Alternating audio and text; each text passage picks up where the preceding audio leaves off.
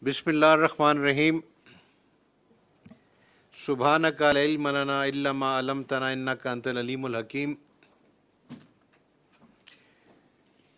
I am very grateful that the members of this commission have assembled today from faraway places as well as from rain-drenched places like Karachi.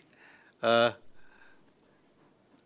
first of all, I would welcome Justice Sajjad Ali Shah to the Commission, who has in fact traveled from Peshawar and started work at Islamabad, probably because of this meeting. I'm grateful that Qazi Saab has spared time from his vacation, and Ashtar Saab has gathered the strength to. He's not on record. He's not on file, is he? Ashtar Saab has disappeared from the screen. जी क्या हुआ? Connecting to audio.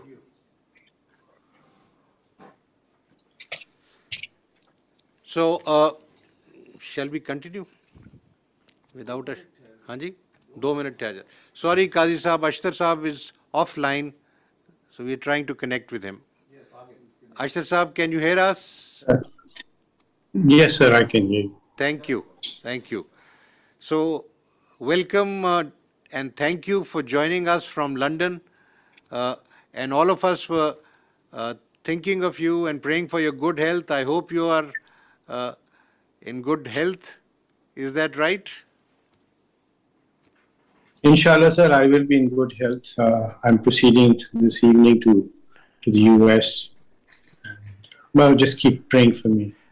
Inshallah. We all. Lots of prayers for you. Wish you good health and quick recovery.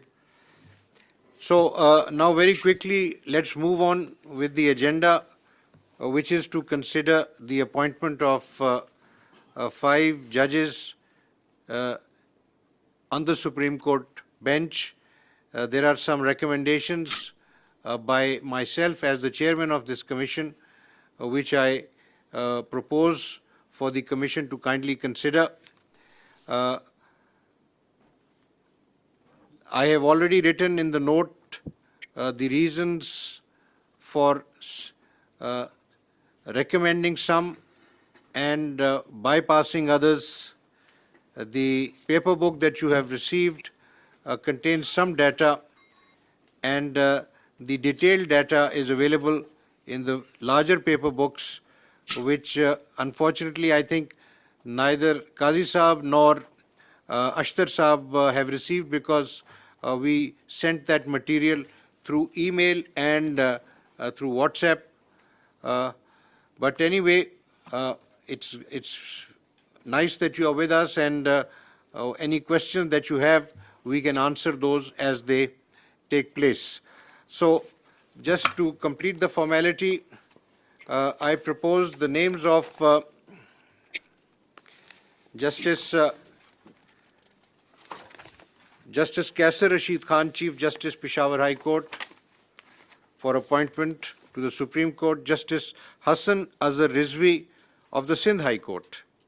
For such appointment, Mr. Justice Muhammad Shafi Siddiqui from the Sindh High Court, Mr. Justice Nematullah Pulpoto, again from the Sindh High Court, and Mr. Justice Shahid Wahid from the Lahore High Court. The point about the selection, firstly, from the different provinces, is that we have 3 seats that have been vacated by judges adorning. One of them still adorns the Supreme Court, but we have 2 seats that have been vacated by Justice Guldar Ahmed and Justice Maqbool Bakir Saab. Justice Sajjad Ali Shah Saab, who is with us, shall be laying down his robes middle of next month. So there will be 3 seats, and for that reason there are 3 proposals. From Peshawar High Court, Justice Mazhar Alam Khan Mia Khail has retired recently, and in his place, Justice Kaisar Rashid Khan has been proposed. Justice Shahid Waheed is proposed to fill the seat vacated by Justice Qazi Amin Ahmed Saab, Muhammad Amin Ahmed Saab. So this is the ratio, but now if you like, I can read through the material that I've already sent, or if you like, we can start discussing the proposals that I've sent, and we can start with Justice Sarma Jalal Usmani Saab, and then move down the table to the other side.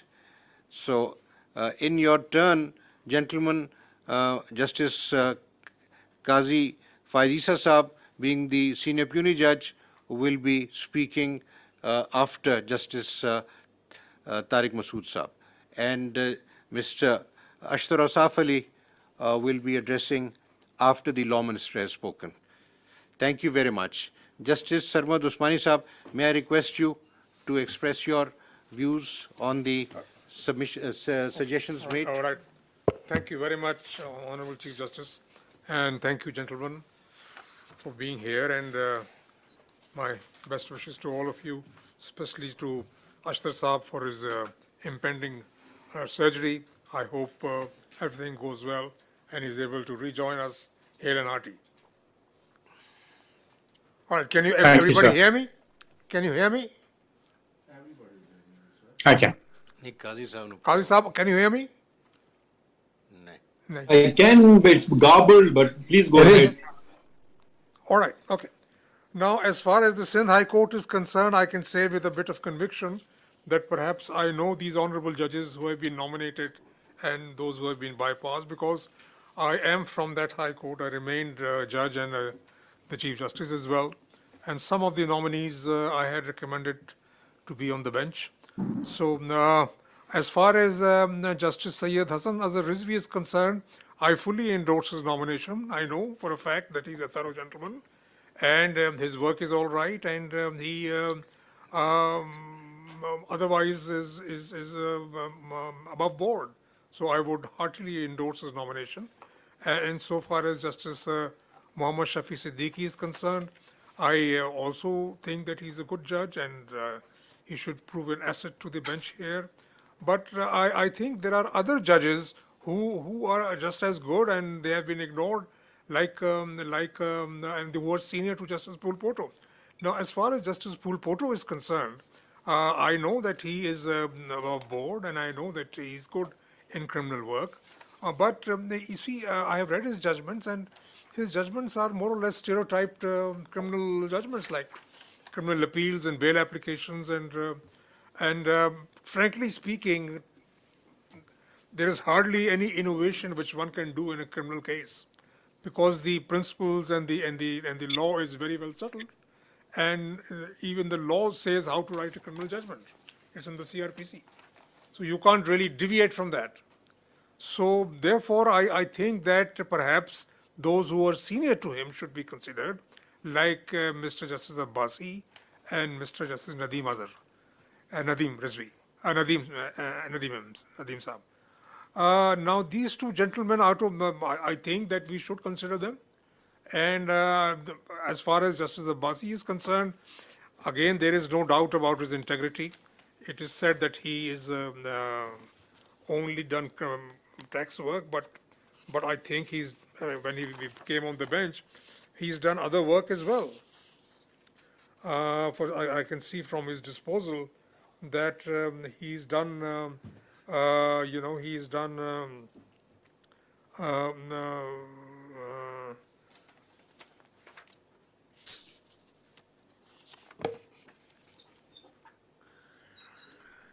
He's done work, but mostly he's done tax work, all right, but he's done family, he's done rent, he's done bail applications, he's done miscellaneous work, and appeals, criminal appeals also he's done.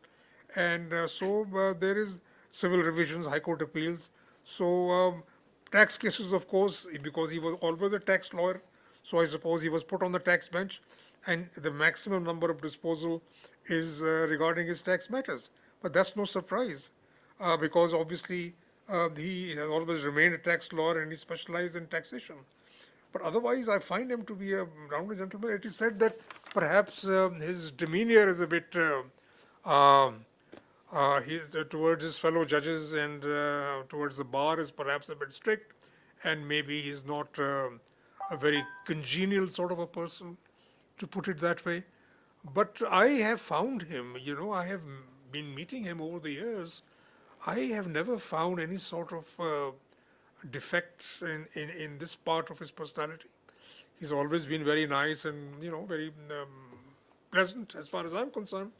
So, no, but I'm sure that if the Honorable Chief Justice must have made his investigations, and I'm sure he's right. But I believe that this whatever has been said about him was due to the fact that he was bypassed, not once but twice. So therefore, he was slightly bitter about it. So you see, if a person is bypassed for no rhyme or reason, and obviously he may be slightly bitter. If a person, for example, is prosecuted for no rhyme and reason, and ultimately it turns out that he's been wrongly prosecuted, obviously that person will be bitter. So perhaps I don't think this may be a flaw in his character.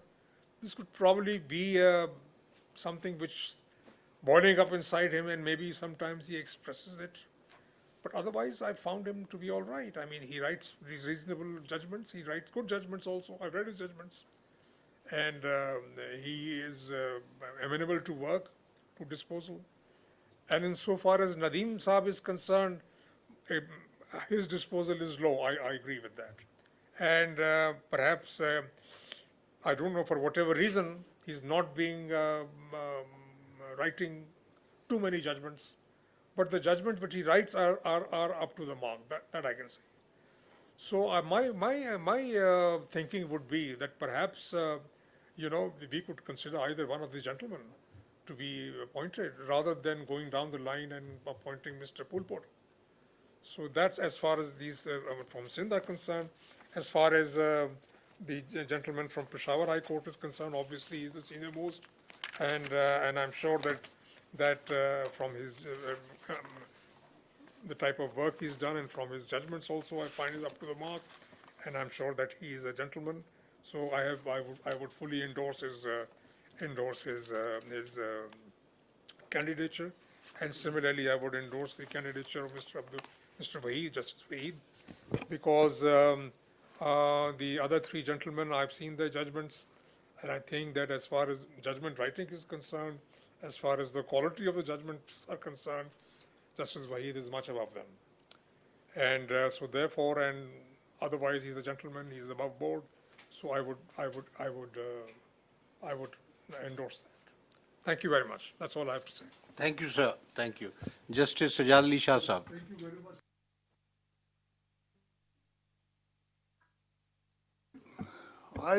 To some extent, I agree with the view expressed by Justice Sarmat Jalal Usmani Sahab. But the reasons which the Honorable Chief Justice has given for bypassing the three judges from Sindh, we have yet to hear the Honorable Chief Justice. So far as these three judges are concerned, which are under consideration, so I personally know them, I have worked with them, and I have found them excellent gentlemen. They know the law, and I think anyone who practices in Sindh would not be able to raise a finger on any of their qualities. So I fully support all the three nominees. Thank you so much. And So far as Mr. Kaisar Rashid is concerned, sir, he is the Chief Justice, and the data given we have seen, and I also fully endorse his nomination. And though I do not know much about Mr. Shahid Waheed, but I again rely on the data provided to me, and I feel that his nomination is also fine. thank you very much. Justice Ijazul Ahsan Sahab.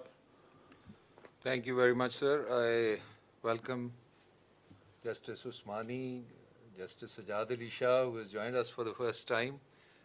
Mr. Tarar has been here for a while, and the representative of Pakistan Bar Council. He's a very senior counsel. Welcome to you all. Qazi Saab, Attorney General Saab. Sir, I have carefully gone through the recommendations that you have made and the reasons that you have recorded for recommending some and not recommending others. I have also carefully examined the judgments of all the gentlemen and the work that they have done over the past many years since elevation, and the judgments which they have sent as their 10 best judgments. As far as the first recommendee, Mr. Kaisar Rashid, Mr. Justice Kaisar Rashid is concerned, I mean, he ticks all the boxes. According to my information, he has immaculate integrity. His competence is not questionable. His temperament, as many people as I could talk to, including the ones coming from KP, who are our colleagues in the Supreme Court, they all endorse the fact that he is a thorough gentleman and has exactly the temperament that a judge needs to have.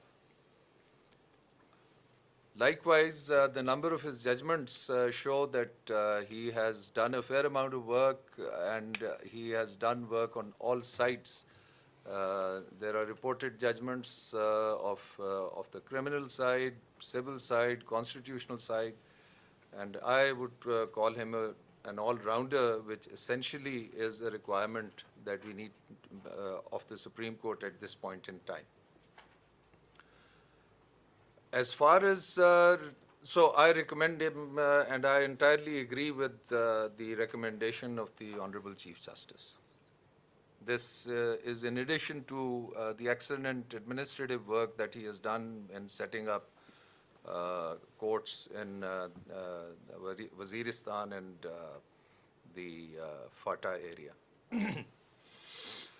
Now, as far as Justice Hassan Raza Rizvi, Justice Shafi Siddiqui, and Justice Nematullah Phulpoto is concerned, I have read their judgments, and I would admit I have no first-hand knowledge of their personality or their temperament, but as much as I can gather from whatever information I have received, and I have discussed this information with my colleagues in the Supreme Court, as well as some of the judges of the High Court that I have had the opportunity of discussing, I find that all of the three judges that have been recommended, again, tick all boxes that we need to tick, which is integrity, competence, temperament, and capacity.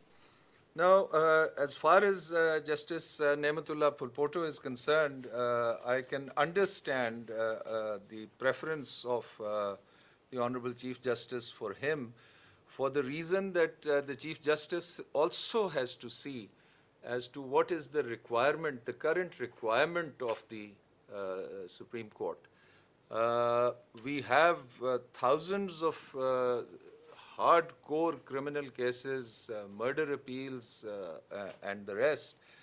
And right now we have only one judge who is a specialist and has not only practiced in that area, but also has rendered remarkable judgments in the high courts. And I presently sit with him in the Supreme Court on a bench, and I find that he is fully in tune with what the law is, has been, and should be. But incidentally, we just have one judge on that score, and we desperately need not only a judge who is a workhorse, but who is also a specialist in this area. And Justice Nematullah Phulpoto, according to my information and the information that I have received from a number of High Court judges who have been on the bench with him, including Justice Sajjad Ali Shah, verify the fact that he is not only a prolific judgment writer, but has a very keen and a very good understanding of criminal law, and he could be a very good addition to the Supreme Court insofar as the requirement of a judge who specializes in criminal matters is concerned.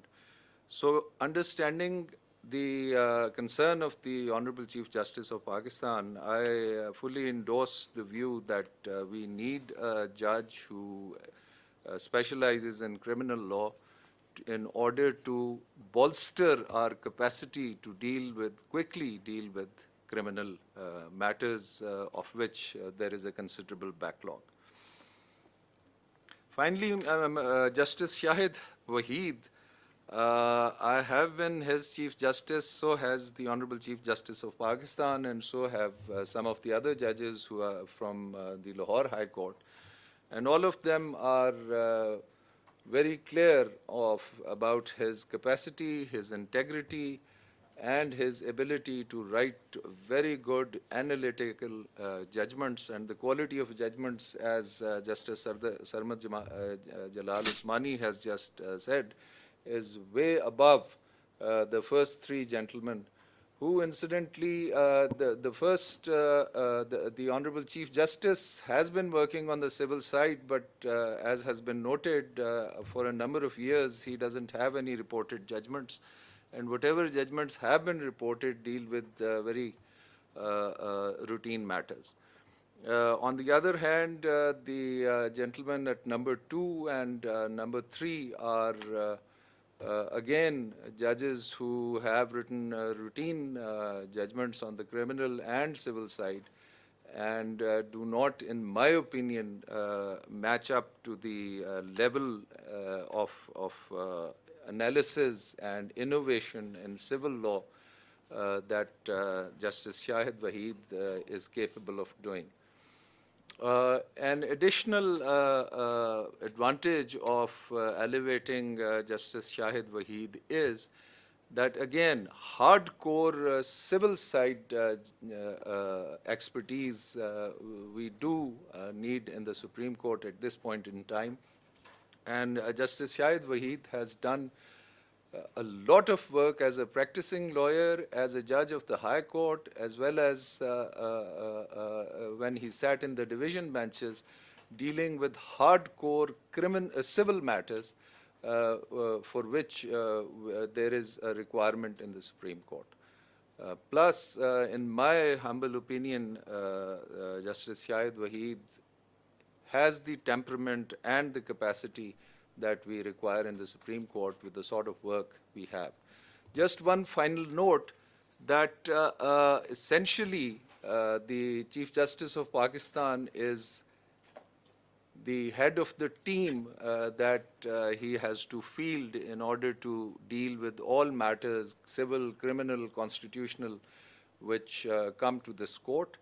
And he has threadbare and very impartially looked at the various merits, demerits, strengths, and weaknesses of all the judges, which is evident from the fact that he has made an extra effort not only to call for their 10 best judgments, but he has also made an effort to ask for judgments of other judges, junior and senior to this particular nominee, and has made an assessment with which I find myself in entire agreement.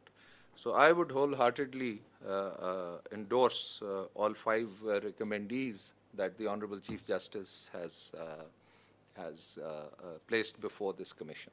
Thank you very much. Thank you, Judge Saab. May I request Justice Sardar Tariq Masood Saab to apprise us of his ideas and thoughts. Thank you very much, sir. अशर साहब, अल्लाह आपको सेहत दे, आपकी मेहरबानी कि आप हमारे साथ हैं इस कंडीशन में भी। और मैं वेलकम करता हूँ जनाब सजाद शाह साहब को कि वो हमारे मेंबर जुडिशल कमीशन के मेंबर बने, और मैं ये भी कहता हूँ कि ना सिर्फ ये बहुत ही लकी हैं, बल्कि इनको प्रिविलेज मिला है कि अपने सक्सेसर को ये खुद ही अपॉइंट करके जाएं, which he did. Now, the recommendation which were given to us, these are, first of all, these are contradictory. On one hand, it was said that there would be a seniority plus competence, and for that purpose, from each high court, 3, 4, or 5, 6 judges will be judged. But we have seen that on the principle of seniority, the Chief Justice of Peshawar Court was nominated for appointment as a judge of Supreme Court. No data whatsoever for the other judges have been provided to us to make a comparative analysis.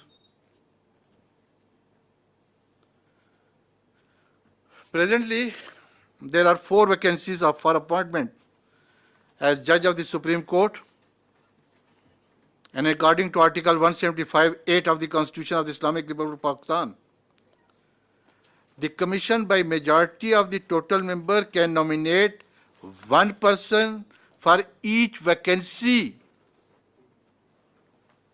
to the Parliamentary Committee for appointment as judge of the Supreme Court. So the Constitution is not giving any mandate to this Commission for appointment of a judge of the Supreme Court for anticipated vacancies, which is being done now. Although in Rule 3.1 of the Commission, word anticipated is mentioned,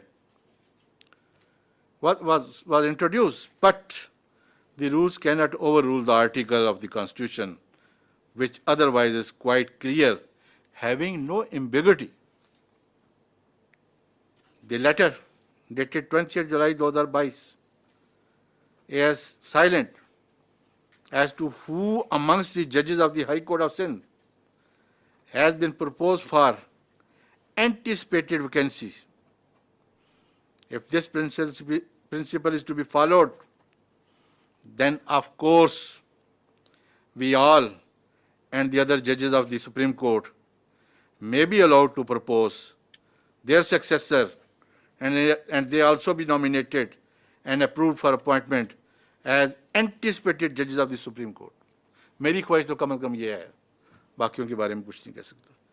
Even otherwise, if we approve all the nominees judges, then of course number of the judges in the Supreme Court will be 18, which is against the Constitution.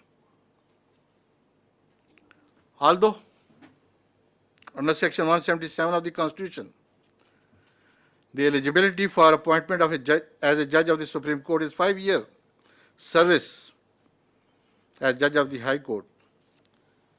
But practice and propriety always demand that seniority principle shall be considered first, and in case of appointment of a junior judge, while ignoring the senior, and that too without assigning any valid reason, I will valid पे मैं जोर दे रहा हूँ जी, eyebrow may be raised regarding their working in the relevant high courts. It was decided in the previous meeting of the Judicial Commission that there should be, sorry ऐसे वो आ रही है उसके ऊपर वो मिस्ट आ रही है, वो मुझे समझ ही नहीं आ रहा. अच्छा, that there should be a criteria for appointment of the judges in the High Court and the Supreme Court, and for the said purpose a committee was constituted to suggest suitable amendments in the relevant rules and propose a criteria for appointment of judges to the Supreme Court. However, Unfortunately, neither the criteria nor the amended rules have been framed by the said committee till date.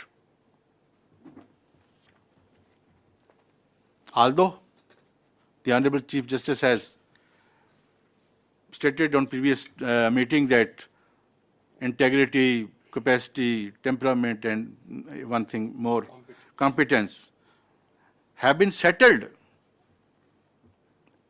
in that meeting. But even then, that has not been converted into the rules, and the matter was deferred for further deliberation to judge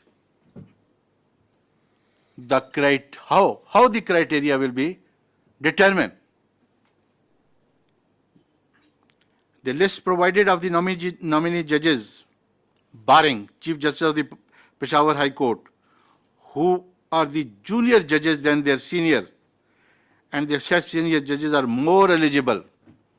So far, I have gone through the data for appointment as judges of the Supreme Court than the junior nominees. The letter written by Mr. Justice Ahmad Ali Sheikh indicates that he had earlier wrote a letter on 12th March 2022, which was not shared with us in this meeting, in which he had written that due to some circumstances, he is not interested for elevation as judge of the Supreme Court. He is nobody to refuse so. This letter may not be a reason for not considering him for appointment as judge of the Supreme Court. If he was appointed as a judge of the Supreme Court and he refused, then Article 206(2) of the Constitution will operate against him and he will be deemed to have been retired. Only then the next judge, junior to him, can be considered for appointment as judge of the Supreme Court. Even otherwise, in the Constitution, there is no provision or concept for getting consent or refusal from a judge, Chief Justice, for appointment as a judge of the Supreme Court. On the other hand, Justice Atar Minallah, who is second to Justice Ahmad Ali Sheikh in seniority amongst Chief Justices of the High Court of the country, has been superseded and completely ignored. No data or record regarding his work and capacity has been provided to the Commission. There is no reason available on record as to why he has been superseded. His integrity, capacity, temperament, etc. is above board, which is known to everyone. His judgments are being considered, discussed, and relied upon by the judiciary of other countries. Nobody can raise a finger toward his integrity, capacity, etc. But surprisingly, he was ignored despite the fact that he is the most senior judge amongst the Chief Justice of the High Court. हमारी एक informal सी meeting पहले हुई, उसमें chief साहब का कहना ये था कि इस्लामाबाद हाई कोर्ट का जज का यहाँ लाने का कोई कंसेप्ट है ही नहीं. 175 में इस्लामाबाद हाई कोर्ट का जिक्र है. 175 में इस्लामाबाद हाई कोर्ट में जजेस बनाने का भी जिक्र है. 175 में ये लिखा गया है कि जजेस को जब सुप्रीम कोर्ट लाया जाएगा वो फ्रॉम दी हाई कोर्ट से लाया जाएगा.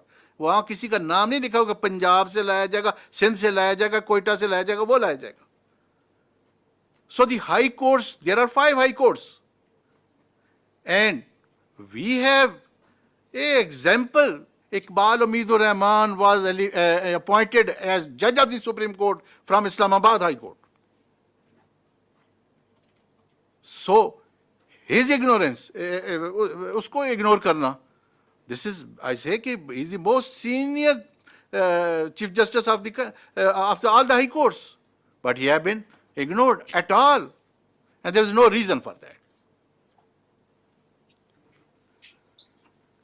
It is quite clear that in the High Court of the Sindh and the Lahore High Court, and amongst the Chief Justices of all the High Courts, there are many senior judges than the nominees for appointment as the judge of the Supreme Court. This amount to discrimination, which is against the mandate of the Constitution. We daily decided the cases in the courts on the basis of the discrimination. But why a discrimination is being done in our own institution?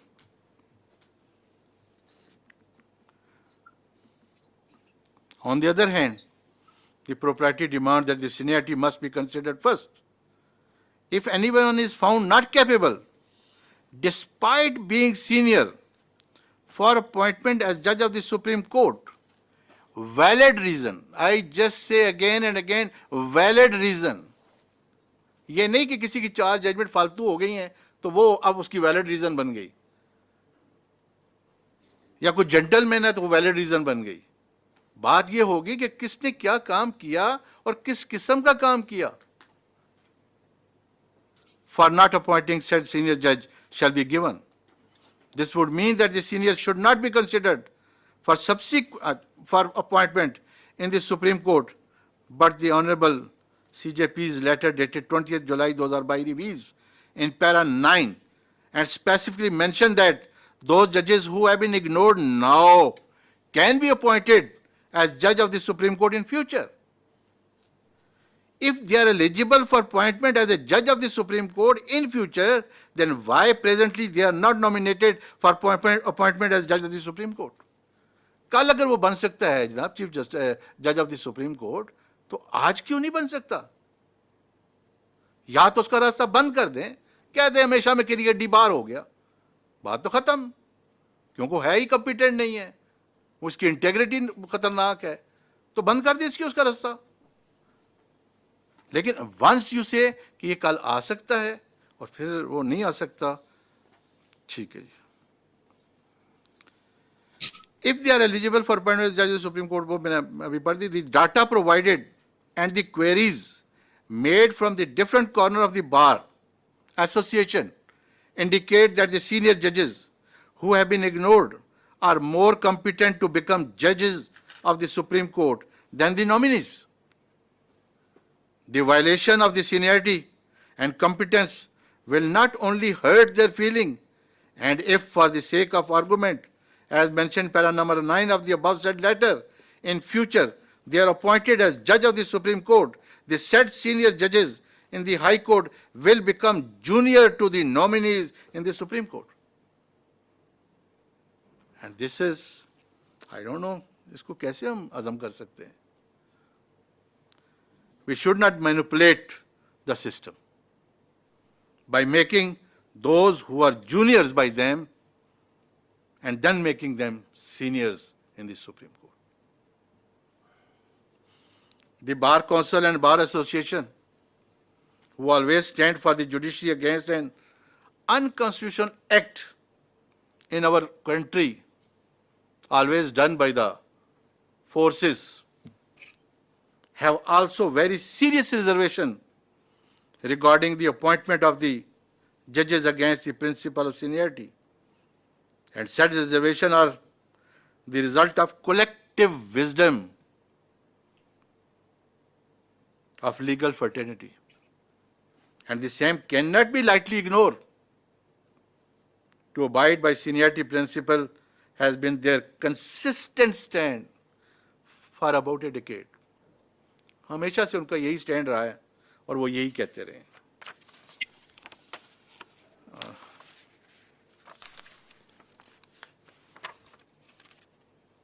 Sorry, sir. So far, nominees from the High Court of Sindh are concerned, no data of Mr.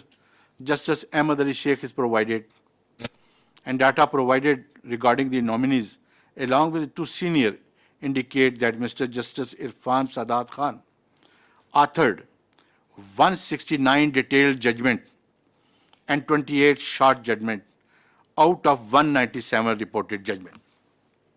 ये जो data from किया गया पतली copy में, मैं वहाँ से पढ़ रहा हूँ सर, आप भी अब सामने रखना कि देखना चाहिए, देखना, मैं वहीं से करूँ.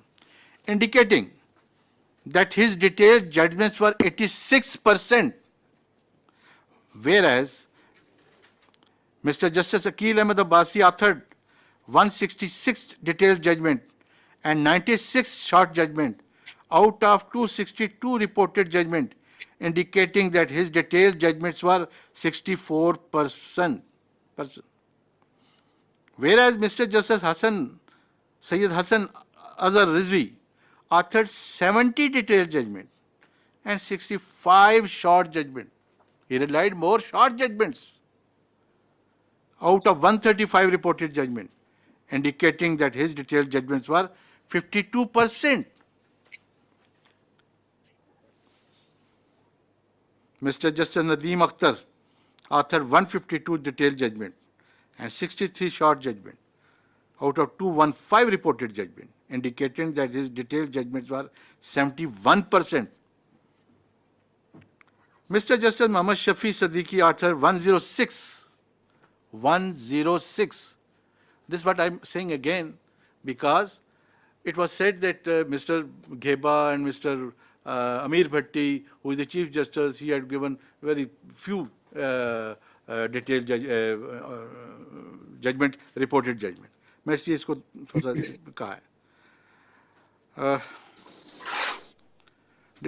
71%. Mr. Justice Muhammad Shafi authored 106 detailed judgment and 42 short judgment out of 148 reported judgment, indicating that his detailed judgment was 72%.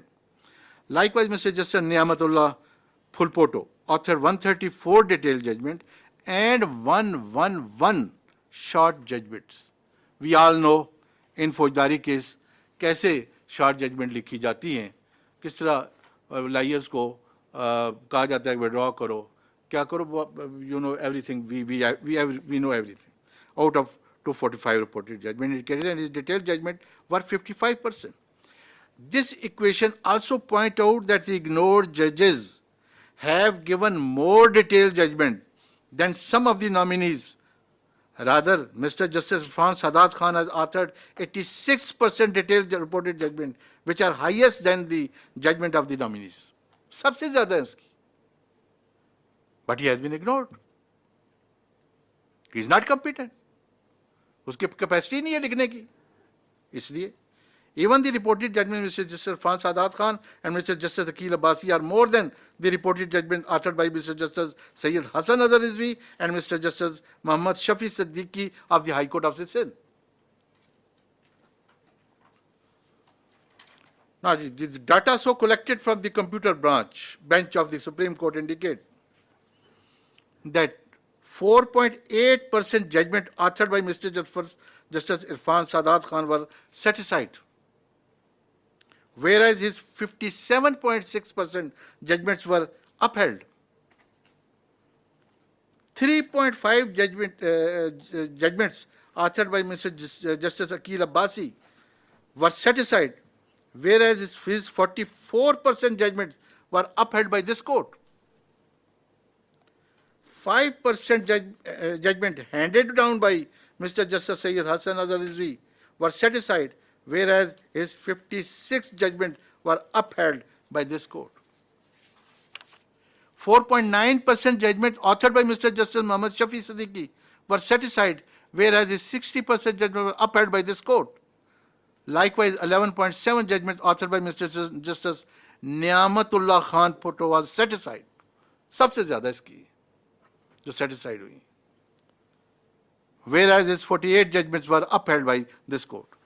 The above data and percentage of set aside judgment authored by Mr. Justice Irfan Sadat Khan and Mr. Justice Akil Ahmed Abbasi are lesser in number than the other nominees, judges of the High Court of the Sindh, which indicate the better competency and command of law of the said two senior judges. The reported judgment of Mr. Shahid Waheed of the, अब Lahore out की बात कर रहा हूँ, वहाँ तो मैं ख़त्म कर दिया. The reported judgment of Mr. Shahid Waheed of the Lahore High Court are less than the judgment authored by Mr. Justice Shujaat Ali Khan. The detailed reported judgment of Mr. Justice Shahzad Ahmad Khan Gheba, Shahzad Ahmad Khan and Shujaat Ali Khan are higher than the judgment of Mr. Shahid Waheed and almost equal to Mr. Justice Muhammad Amir Bhatti. So this comparative chart annexed with the record also indicate that senior judges are more eligible than the nominees judges. 2.6% judgment authored by Mr. Justice Amir Bhatti were set aside, whereas his 76.5% judgments were upheld by this court. 18.2 judgment authored by Mr. Justice Malik Shehzad Ahmad Khan. Sorry, sir. Ek minute. Bismillah.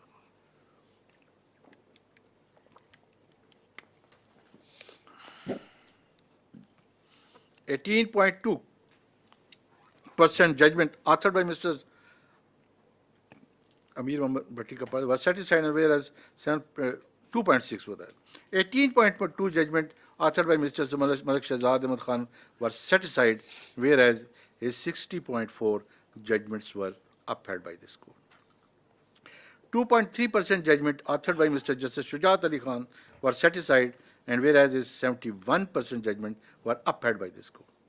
On the other hand, 4% judgment were authored by Mr. Justice Shahid Wahid were set aside by this court, whereas his 77.8% judgment were upheld. So the percentage of set aside judgment of Mr. Justice Amir Bhatti and Mr. Shujat Ali Khan are lesser in number than the nominee judge Mr. Shahid Wahid of the Lahore High Court. This data also confirms that the senior most judges and other seniors are equally rather better competent than the nominees. So far Niamatullah Phulpoto is concerned, I totally agreed with my senior most judge Usmani Saab. I have also gone through the judgments handed down by Mr. Justice Niamatullah Phulpoto, who has normally authored his judgment on criminal side. 111 judgments were challenged before the court. Out of 9 were pending. Leave was granted in 27 cases, and 13 judgments were set aside, and his judgment set aside, whereas 53 cases were dismissed, out of which many of them were dismissed having become infructuous. मुझे इसलिए मैं ये कह रहा हूँ, मेरे पास वो data भी है, रिकॉर्ड मेरे पास मौजूद है, मैं कहेंगे मैं एक एक नंबर पढ़ के बताऊंगा, वो लिखा हुआ है कि those has been become infectious for the reason या तो बंदा जेल से छूट गया या वो मर गया. ज़्यादातर उसकी तमाम वो जजमेंट जो हुई हैं, लॉ हुई हैं, या कहें कि उसको डिस्पोज ऑफ किया गया है, वो इस ग्राउंड पे डिस्पोज ऑफ हुई है. ये मेरे पास वो सारा रिकॉर्ड मौजूद है जो मैंने ऑफिस से मंगवाया. A perusal of the judgment indicates that although he is known to be a judge having command on criminal case matters, but rightly as said by Usmani Sahab, but his judgments are average, indicating that his concept toward criminal law is not clear. मैं सिर्फ एक example दूंगा. One example is that in all the cases, अभी अब कहें मैं सारे खोल के एक एक लफ्ज में पढ़ के बता देता हूँ, मैंने अंडरलाइन किए हुए. In all the cases, he firstly discussed the medical evidence and only observed that the death of the deceased was unnatural, hence it corroborates the ocular account. The Supreme Court has already settled as far back as 1990 and 1991, Usmani Sahab ko pata hoga, that medical evidence cannot be considered as a corroborative piece of evidence, as it neither pinpoints the accused nor names the assailant, and it only gives the detail of the injury, the condition of the dead body, the cause of the death, duration between injury and death, and between death and postmortem, etc., and can only be considered as a supportive evidence, but not as a corroborative piece of evidence. मेरे सामने वज़ीर कानून भी बैठे, फौजदारी करते रहे, और उस्मानी साहब ने भी यही कहा, लेकिन मैं आपको ये एक एग्जाम्पल बताइए. But almost in his judgment, the learned nominee judge has observed the same as a corroborative piece of evidence for conviction. There are many other things. मैं अगर वो आपको पढ़ के सुनाने की कोई बताना शुरू कर दूं तो आप परेशान हो जाएंगे. When he gave the facts, He gave say the ocular account was produced as PW3 and PW4. What PW3 say 11111 सारा कर दिया. What PW4 से 1111 उसकी पूरी कहानी बयान कर दी. फिर उसके बाद बाकी गवान का जिक्र कर दिया, फिर बहस की जिक्र आ गई, फिर आ गई अपनी उनकी ऑब्जर्वेशन. जब अपनी ऑब्जर्वेशन आई तो उन्होंने कहना, पहले तो मेडिकल को उन्होंने खंगाला, फिर उसके बाद कहना शुरू कर दिया PW3 appeared as a I witness and he said 11111. वो तमाम स्टोरी जो पिछले चौथे सफ़े में वो कह चुके हैं वो सारी फिर रिप्रोड्यूस की. PW4 से फिर 1111 वो सारी फिर रिप्रोड्यूस कर दी, और आखिर में कह दिया कि क्योंकि ऑक्यूलर अकाउंट ने बड़ा ठीक ठाक बयान दे दिया है तो this is sufficient for conviction. तो कहाँ है वो appraisal and re appraisal of evidence का जो प्रिंसिपल बनाए गए दिस कोर्ट के, वो किधर हैं? मुझे तो कहीं नजर नहीं आए इन जजमेंट्स में. On the other hand it was said, जब शहजाद खेबा साहब को कहा गया कि उसको नहीं बना रहे हम लोग, अभी इसमें जो रीज़न दी है वो यही दिया जी, उसकी एवरेज जजमेंट है. खोल के देख लीजिए, एक एक जजमेंट को पढ़ के देखेंगे, यू विल सी. ये मैं ये नहीं कहता कि वो लाहौर के जजेस का ये एक बहुत माशाल्लाह अच्छी बात है कि वो ईच एंड एवरी जज पीस ऑफ एविडेंस को डिस्कस करते हैं. रीअप्रेजल का एविडेंस का यही तो मतलब है. हम सुप्रीम कोर्ट में तो ये कह सकते हैं कि नो नो बस ठीक है, it's alright, both the courts have seen and we are not going to say. हमारा तो और बात है, लेकिन जब अप्रेजल करना है ट्रायल कोर्ट ने, रीअप्रेजल करना है. Reappraisal mean the whole reappraisal, not a summarily करना है. तो ये ऑलमोस्ट इन दी जजमेंट यही कुछ कहा है उन्होंने जी. His reasoning against the settled principle of appraisal and reappraisal of the evidence. What is even more worrying is that he adamantly refuses to read or follow our 30-year-old Supreme Court precedents, thus contravenes Article 189 of the Constitution. But he has been nominated. Okay. The information so far I have gathered from different corners of Sindh is that his integrity is also questionable. Whereas the reason for his appointment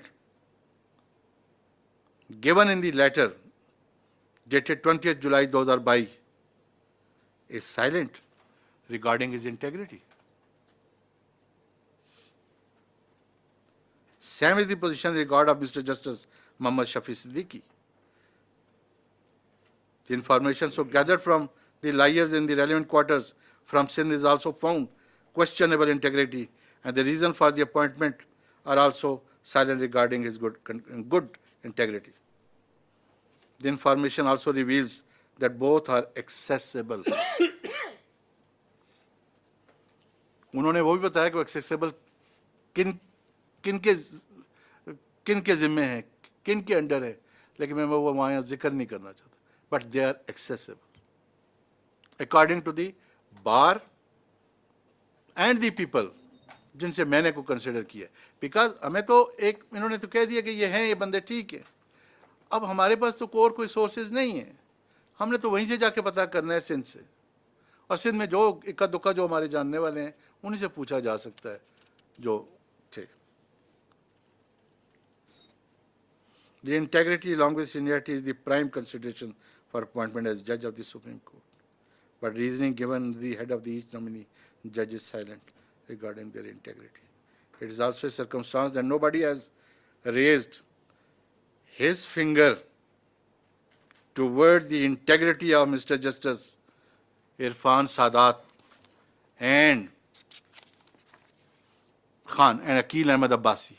यहाँ भी आप लोगों ने जिन लोगों ने कहा है उन्होंने कम उनकी इंटेग्रिटी के बारे में किसी ने कोई बात नहीं की.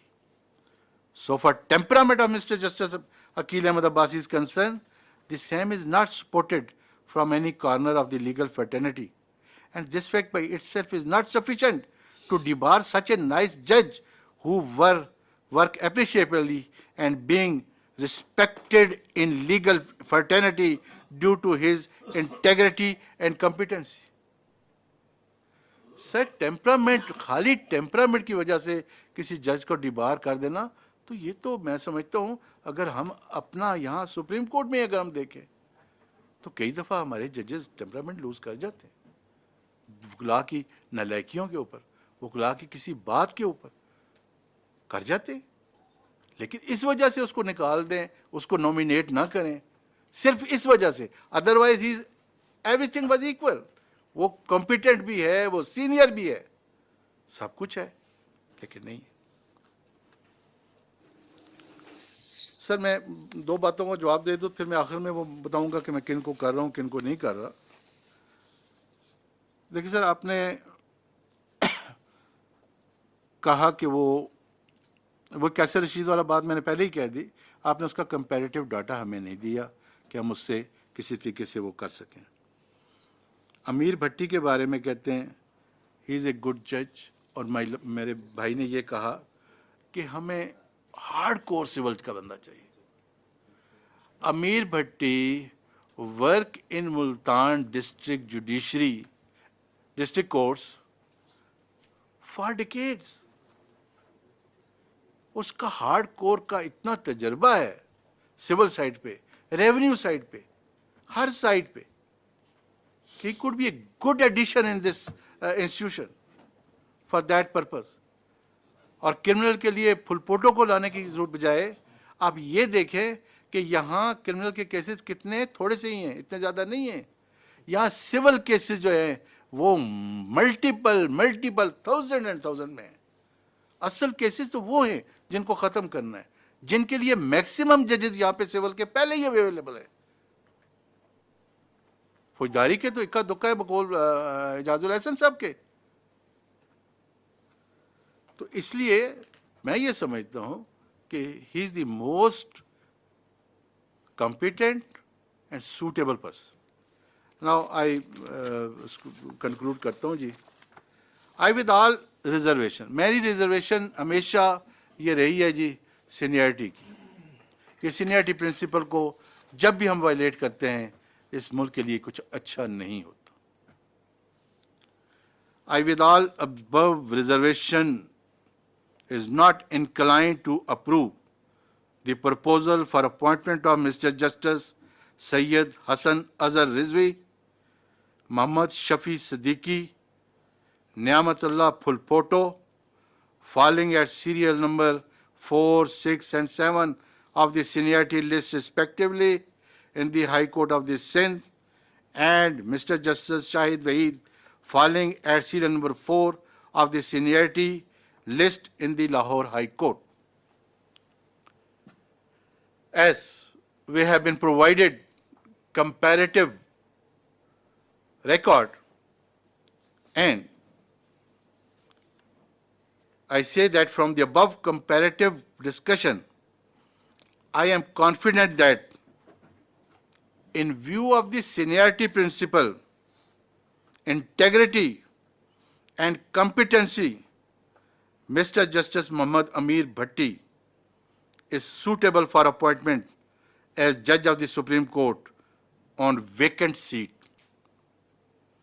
Likewise, on the principle of seniority, Mr. Justice Ahmad Ali Sheikh, keeping in view his vast experience as the Chief Justice of the High Court of Sindh and his earlier consideration for appointment as an ad hoc judge of the Supreme Court, he is also suitable for his elevation as a judge of the Supreme Court of Pakistan. If he is proceeded under Article 206, then of course Mr. Justice Irfan Sadat Khan and Aqil Ahmad Abbasi are the most suitable judges to be appointed as a judge in Supreme Court of Pakistan, and I approve their name as such. So far, Mr. Justice Kaisar Rashid Khan is concerned, although he is a senior most judge of this Peshawar High Court, but surprisingly, no comparative data qua other two judges has been provided so that a comparison could be made regarding their competency, integrity, besides seniority. So in my humble view, his matter may be deferred. Thank you very much, sir, Chairman Sahab. मैंने कुछ time ज़्यादा ले लिया. I am sorry. Thank you very much, Justice Tariq Masood Saab. Your analysis is very illuminating, and all that you have said needs to be dealt with during our discussion and will be answered. May I now request Justice Qazi Faiz Isa Saab to inform us about his thoughts. Thank you very much. I had informed you of my thoughts by a note dated 25th July 2022, and I would request that that note be made part of the minutes. Another thing which I want to add is that some novelty, new method of doing things has evolved, and I have zero confidence in the minutes that are recorded. Previously, minutes which were recorded were then sent, were put up in the next meeting or circulated for confirmation. This has arbitrarily been put a stop to, which I have raised in writing a number of times that the minutes were wrongly recorded, and give me the recording of them which will confirm this. This was withheld from me. The senior most judge of the Supreme Court, a member of the Judicial Commission of Pakistan. So the accuracy of recording of minutes, why this suppression of the truth? I would go one step further. Why are we keeping the public out? Article 19A of the Constitution has been enacted. It gives right of information to everyone. Why proceed behind closed doors? My experience has been, whenever you proceed behind closed doors, it is because one does not want uncomfortable truths to emerge and to suppress them.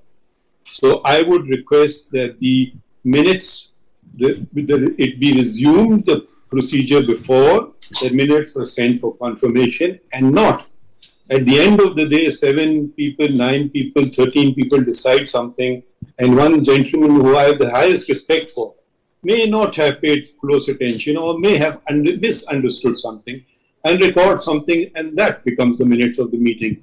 Sir, this practice is not prevalent in limited companies, in any other meeting procedure, and was always the practice of this court. Let us not jettison the good things that we used to abide by. Please do not arbitrarily send a note that this is the minutes of the meeting. So I would request, my eyes were opened by the data provided by Sardar Saab. Now, if we had all been involved in this process from the inception, it wouldn't have come to this. To expose, I'm sure the Chief Justice was misled. To expose, will any heads roll? If Sardar Saab did not take it upon himself to analyze, we took it as the gospel truth. But I don't know if I can speak for everyone, I for one want to acknowledge him. I had written for postponement, my request was not conceded to. Sir, I know the Chief Justice is a very busy man. And so it must have slipped his mind to politely respond to me, which he did not do. But I am so grateful that he is giving me an opportunity not to holiday too much and give him my 2 bits in this meeting. I have already expressed my views on a number of issues which have not been responded to. And now, since a number of very honorable members, and undoubtedly the chairman too, will express their views, I will request that I speak last, also because, for the added reason that there are 2,500 or so documents that I have never received. So I will be enlightened, and I would like to express my views at the end. Thank you very much. I think Justice Qazi Faiz Isa Saab, you should make your statement now, because I will be doing the concluding remarks. Sir, with the greatest of respect, I have not come here to make a statement. I have come here to learn from you, from Sarmat Saab, from Shah Saab, from the Law Minister, from the Attorney General. I have come to learn. I may change my view after learning. I have expressed my views. If you had responded to some of my views, I would have certainly expressed my views. I would like to now. I don't think you can force me to speak when you choose to. I'm deferring to hear from them. Maybe I get persuaded. Maybe I agree with you, and I said, "Wonderful. Let's do what you're saying." So why are you depriving me of this opportunity? All I'm saying is I want to hear you all and express your views, and I've expressed good reason that I don't have the benefit of the 2,500 documents that you have prepared, put together, and all the other members have. So is it unfair? Okay, then you can speak before I speak, so that I can conclude the matter then. I would actually like to hear you also respond to some of the very serious points raised by Sardar Saab. And if you can put them to rest, it will change my opinion. So, sir, your golden words are eagerly awaited, sir. Thank you. May I now request the पहले Attorney General बोलते आप बोलेंगे ना? May I now request the Law Minister to kindly express his views? Thank you very much, Mr. Chairman, and first of all, I congratulate Mr. Sajjad Ali Shah for joining the first meeting. Many prayers for Attorney General Ashtar Osaf for a swift and quick recovery, and look forward to see him here appearing before the benches, having meetings with us, and bringing us to the dinners as he always does. Sir, I've been enlightened by the material sent to me by the Commission, as well as the views expressed by the honorable members of the Commission. Before I comment upon the nominations, I would like to place on record my views regarding the principle of seniority and fitness for elevation of the candidates. As all of us know that this being the apex court of the country, and there is no other court who can actually sit over the Supreme Court for reversing or changing or setting aside the orders and correcting the wrongs, if any, committed by the court. Sir, we expect that we should always go for best of the best. So while saying so, I would suggest that we have to actually formulate a criteria and then to codify it in order to streamline the rules and the criteria that at what juncture we should bypass or ignore the seniority principle, and what should be the valid reasons for ignoring the same. Mr. Chairman, unless and until we actually with open hearts we sit together and we frame these rules, my belief is that we would not be able to bring transparency to these proceedings. And in that eventuality, we will be losing the trust of the stakeholders and the public at large. Sir, I have seen in the past years, the bar bodies, the bar councils and bar associations are time and again urging that there has to be codified formula for the functioning and the criteria, functioning of the commission and the criteria for the elevations, be that it may the high courts and more particularly, sir, the Supreme Court of Pakistan.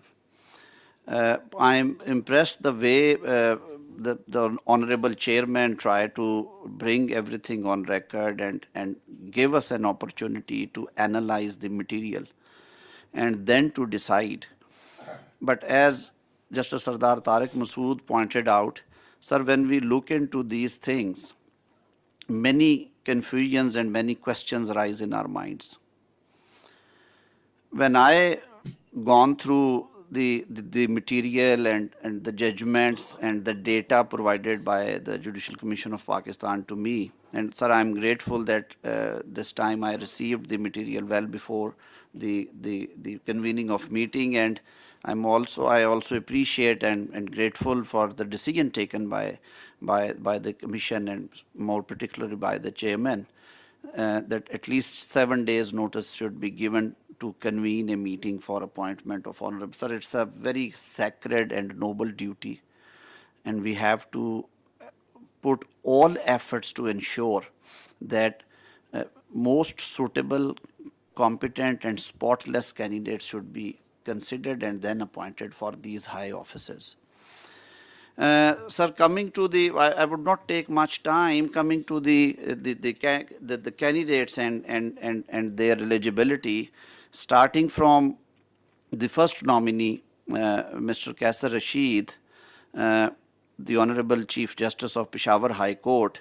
Sir, I agree with the opinion expressed by Sardar Tariq Masood. Sir, it would have been in fitness of things, and it would have been extremely helpful for all of us if rest of the 2 judges or 3 judges, like the judge, the senior puisne judge, and the judge at number 2 in the number 3 in the seniority, their credentials and their judgment should also be placed, since we are actually bypassing the principle of seniority in Punjab and in Sindh.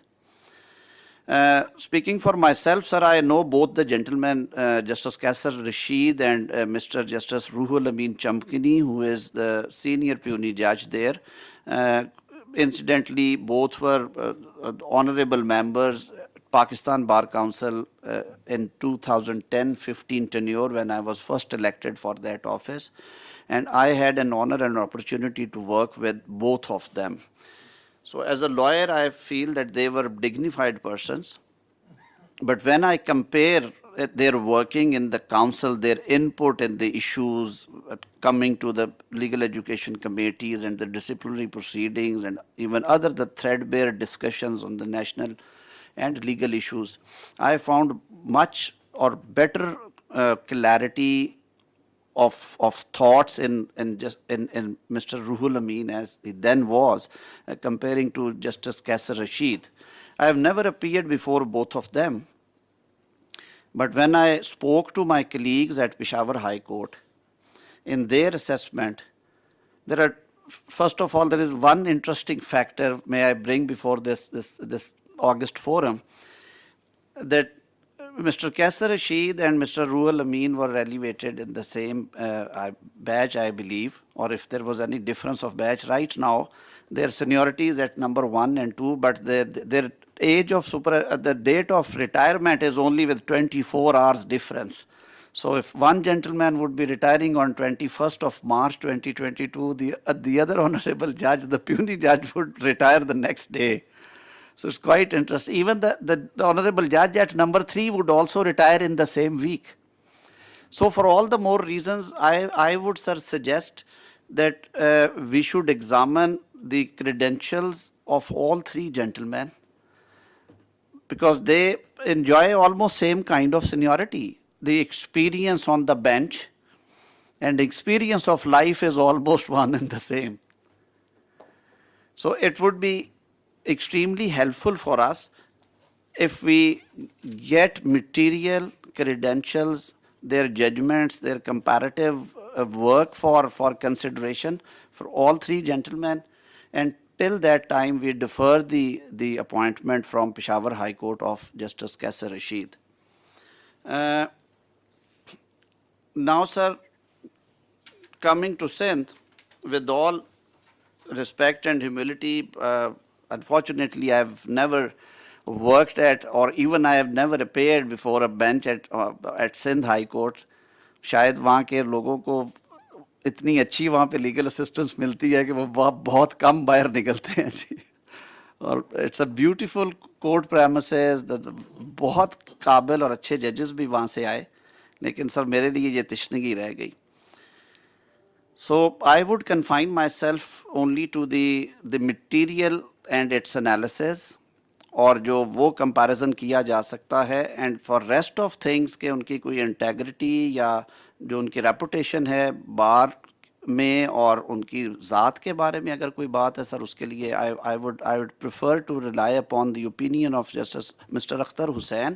بار کو represent کرتے ہیں سر. میں نے یہ جسارت کیوں کی ہے, جو آنریبل ججز کی اوپینین سر انٹیگریٹی اور جو کنڈکٹ کے بارے میں یا ڈیمینر کے بارے میں بہت اچھی ہو سکتی ہے, لیکن sir my personal understanding is spending 28 years at the bar, sir جو bar members are eyes and ears of this profession. کیونکہ سر ہم لوگ ایک سے دوسری, دوسری سے تیسری, تیسری سے چوتھی کورٹ میں جاتے ہیں, ہر بندے کو سر کام کرتے ہوئے دیکھتے ہیں, ان کی جو کمپیٹنس کا لیول ہے, ان کی جو کیسز کا ڈسپوزل ہے, ان کے لکھنے کا انداز ہے, ان کا آرڈر ڈکٹیٹ کرنے کا طریقہ, ان کا کورٹ میں ڈیمینر, لائرز کے ساتھ کنڈکٹ, لٹیگنٹس کے ساتھ کنڈکٹ, سینئر پارٹنرز یا junior partner in the division bench یا لارجر بینچز میں ان کا جو ساری چیزیں سر وہ ساری ہم لوگ دیکھتے ہیں, اور میرے خیال میں سر وہ قدرے بہتر اسیسمنٹ ہوتی ہے. تو سر اس پارٹ کے لیے میں رلائے کروں گا سر اختر حسین صاحب سے کہ وہ ہمیشہ بڑا باریک تجزیہ دیتے ہیں, and more especially he belongs to same city, اور he has been working Sindh high court for almost Akhtar صاحب 50 ایئرس. گولڈن جوبلی ہو گئی کیا جی؟ Now sir, as far as the nominations are concerned, I agree to great extent that when we sir the expectancy principle یا ایک خواہش ہوتی ہے آپ کی کہ میں الٹیمیٹلی اپنا کیریئر ایپکس کورٹ میں آ کے وہ کلمینیٹ ہو, تو سر سینئرز کو اگنور کرنے کے لیے میرے خیال میں سر بہت ویلڈ اور ساؤنڈ ریزنز ہمیں درکار ہونی چاہیے. اور میں نے شاید اسی لیے سر شروع میں کہا تھا کہ گورنمنٹ بھی یہ سمجھتی ہے, and I have also discuss this issue with my colleagues in the cabinet, جو تھوڑا سا لیگل جن میں انٹرسٹ ہے, and also with the honourable prime minister. وہ بھی سمجھتے ہیں کہ سر بار باڈیز کی یہ جو ڈیمانڈ ہے, اور کمیشن میں بھی بہت دفعہ سر یہ بات ہوئی ایون بائی دی آنریبل ججز, that we should devise a codified criteria for that matter. کہ ایک تو سر کمیشن کی جو فنکشننگ ہے وہ بہت آسان ہو جائے گی, دوسرا سر یہ جو پک اینڈ چوز کی کبھی بھی یہ بات نہیں آ سکے گی اس صورت میں جہاں پہ سر سینیورٹی جو ہے وہ ڈیمیج کرتی ہو کمپیٹنس کے حوالے سے اور کھڑی, یا خدا نخواستہ کوئی انٹیگریٹی کا ایشو آتا ہو, تو اس صورت میں بالکل ہمیں نیچے جانا چاہیے. کیونکہ جیسے میں نے شروع میں کہا یہ آخری عدالت ہے اور اس میں ہمیں بیسٹ آف دا بیسٹ کے لیے آنا چاہیے. لیکن سر اگر سینئر لوگوں میں ایکولی گڈ یا تھوڑے سے فرق کے ساتھ لوگ بیٹھے ہوں, سر انہیں اگنور کرنا شاید ان کے ساتھ زیادتی ہو جائے. تو اس حوالے سے جیسے یہ انالیسز کر رہے تھے جسٹس طارق مسعود صاحب, میں نے بھی سر دیکھ رہا تھا, تو اگر اس کو ریویو کیا جا سکے اس تناظر میں کہ ان نامینیشنز کو جو سندھ سے آئی ہیں, اسپیشلی جو جسٹس حسن رضوی صاحب اینڈ جسٹس شفیع صدیقی صاحب کی, سر ان کو ایٹ پار دیکھ لیا جائے جو ان کے سینئر ججز ہیں ان کے ساتھ. اب ایک لمحے کے لیے یہیں پہ روکتے ہوئے sir going down to justice Phulpoto, sir, I'm also a criminal side practitioner for many years, and I've been appearing mostly in the criminal matters. I've gone through the judgments. There are serious defects, sir, and deviation from the standard principles of criminal law. And more so, جو بہت زیادہ dependence ہے سر record کے اوپر, instead of applying mind and giving reasons for decision, which is actually the job of a judge. And a good judge always, sir, you don't need to, you are sitting in a court of appeal, the record is also part of the case, وہ آپ کے سامنے ہے, وہ سارا reproduce کرے ضرور جو جہاں پہ بہت ضروری ہے آپ کے ریزن کو سپورٹ کرنے کے لیے. لیکن I have seen that he has been writing long judgments, relying upon the records, and then abruptly writing few lines that the ocular account fully supports, is not of the quality which should be believed by. Why should not be believed? One has to give reasons to satisfy the other side. تو ان کی حد تک سر میرے ویسے بھی وہاں سے جو دوستوں سے بات ہو رہی تھی کل, کو انسیڈنٹ سمجھے, that he is a person of a weak personality. جی معذرت کے ساتھ میں اس پہ بالکل فرم نہیں ہوں, لیکن ہیر سے ضرور ہے کہ ان کے बहुत स्ट्रॉन्ग नहीं है डिसीजन मेकिंग में भी, और इवन जो उनकी सोशल रिलेशनिंग है उसमें भी उन्हें बहुत कंफ्यूज नज़र आते हैं. Sir we need very clarity of thought और strong nerved people in the apex court. तो फुलपोटो साहब की हद तक तो सर मैं समझता हूँ कि बेहतर हो सर अगर ये नॉमिनेशन जो है वो डिसअप्रूव की जाए, ताकि कोर्ट में जो बेहतर स्टाफ है सर आपके पास वो आए और जो बेस्ट अवेलेबल लोग हैं, बेस्ट ऑफ द बेस्ट को हम लेके आए. Sir coming to Lahore, since I practiced most of the time, or I would say the entire career at Lahore High Court, I know the gentleman who has been nominated. We have been appearing together. We have been working together in many of the cases. Is a thorough gentleman, a very reasonable human being, finest human being rather, I would say. He was a good lawyer and a good judge, though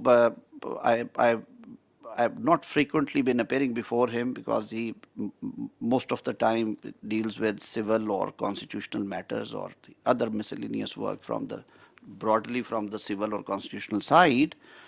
But sir, I have been frequently appearing before the two honorable judges, or rather three honorable judges senior to him, whose data has also been shared and whose judgments have also been shared with them. Sir, speaking for myself, if I have given the chance to give one recommendation or nomination before this August forum, I would suggest that the Supreme Court right now needs judges, or at least a judge who has vast experience on the criminal side. As Justice Jazul Hassan rightly said, that there are, I would simply add one more person. He is right now naming two honorable judges from Lahore High Court. One is luckily sitting with us, and the another gentleman, Justice Naqvi. They have been practicing on the criminal side. They have been dealing massively, I would say, with the criminal matters. And they turned out to be good judges at the High Court level and mashallah now at the Supreme Court.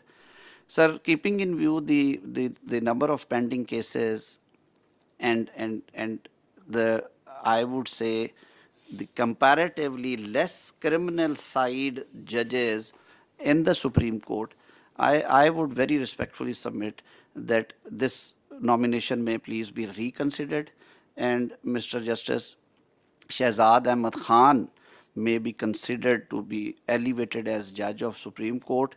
Sir, on the appellate side, I have been appearing before him for good 7-8 years, and with all certainty I can say that if not more, I have conducted at least 90 to 100 death sentence and life imprisonment appeals before him.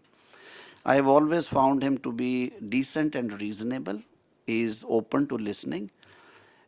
He changes his mind if you convince him, and writes reasonably good judgments. Well, sir, it always varies from person to person, and with respect and reverence, sir, the writing skills or the qualities are God gifted. Sometimes some of us have extraordinarily good expression. कई हम लोग sir lack करते हैं, मेरे जैसे जो लिखने में बोलने में कई दफ़ा थोड़े घबराते हैं, लेकिन सर जो रीजनिंग है जज की और जो क्लैरिटी है और उसके साथ उसकी इंटेग्रिटी वो ठीक होनी चाहिए. चीफ जस्टिस साहब के बारे में भी सर यही बात है जी, लेकिन मेरा क्योंकि उस हद तक उनसे बहुत रेगुलर अपेयरेंस नहीं रही है, वो कॉन्स्टिट्यूशनल और सिविल साइड करते हैं, लेकिन सिविल साइड में सर जो कुलीग्स हैं लाहौर हाई कोर्ट में, उनके काम की हद तक हमेशा उन्होंने कहा है कि उनका काम ठीक होता है. जैसे बात यहाँ पे हुई थी कि जी क्रिमिनल साइड पे हमें एक एडिशन चाहिए, तो मेरा सर ये राय होगी कि हम नंबर 9 पे जाने की बजाय सिंध हाई कोर्ट में जस्टिस फुलपोटो की तरफ, it would be in fitness of things अगर हम जस्टिस शहजाद अहमद खान को लाहौर से कंसिडर करें, having vast experience on the criminal side, and there is nothing adverse against him as far as his integrity, his reputation, his demeanour, his conduct with lawyers, sir, that is concerned. So this is, sir, these are my recommendations, ji. Now, sir, coming to another important point, sir, I would also like, if the honorable chair allow me, sir, this process also involves the recommendations or confirmation by the parliamentary committee, which is a constitutional committee consisting of the members of parliament from the treasury and opposition benches. Sir, I've been a member of that committee as well. I've been specifically requested by my fellow colleagues to bring this thing on record, since the commission is also sitting. And I'll also seek Your Honor's time as a Chief Justice. I'll seek your half an hour to submit before you that the feeling of the members of the parliamentary committee is that their recommendations have not been honored whenever they reversed the decision of the Judicial Commission, and almost every time there had been judicial verdict on the same, and 95% decisions have been overturned by the courts. Sir, it's a constitutional body. The Constitution also very clearly states that the doctrine of trichotomy of powers to be adhered to and to be followed and to be respected, sir. So with great honor, I think this is a forum I should bring on record that Munir Bhatti case needs to be revisited, sir, with great reverence and respect. اور اس کے لیے سر ضرور سوچیے کہ کسی time پہ سر اداروں کی تکریم اور توقیر رہے گی تو سر نظام اچھے چلیں گے. ان کا شروع سے سر ایگزیکٹو کا رول ہے. ہم جب ینگ لائرز آئے تھے تب یہ چیزیں نہیں تھیں. Governor chief justice concerned high court سے کنسلٹ کرتے تھے, نام بھیجتے تھے, وہاں سے انیشیٹ ہوتے تھے, اور چیف جسٹس جو تھے پاکستان ان کی کنسلٹیشن پرائم منسٹر سے ہوتی تھی, پریزیڈنٹ صاحب سر اپوائنٹ کر دیتے تھے. اس کو ہم نے ریپلیس کیا, اسٹیک ہولڈرز کو بٹھایا سر, ایگزیکٹو کے ساتھ ہم نے گورنمنٹ کے ساتھ ساتھ اپوزیشن کو رول دیا.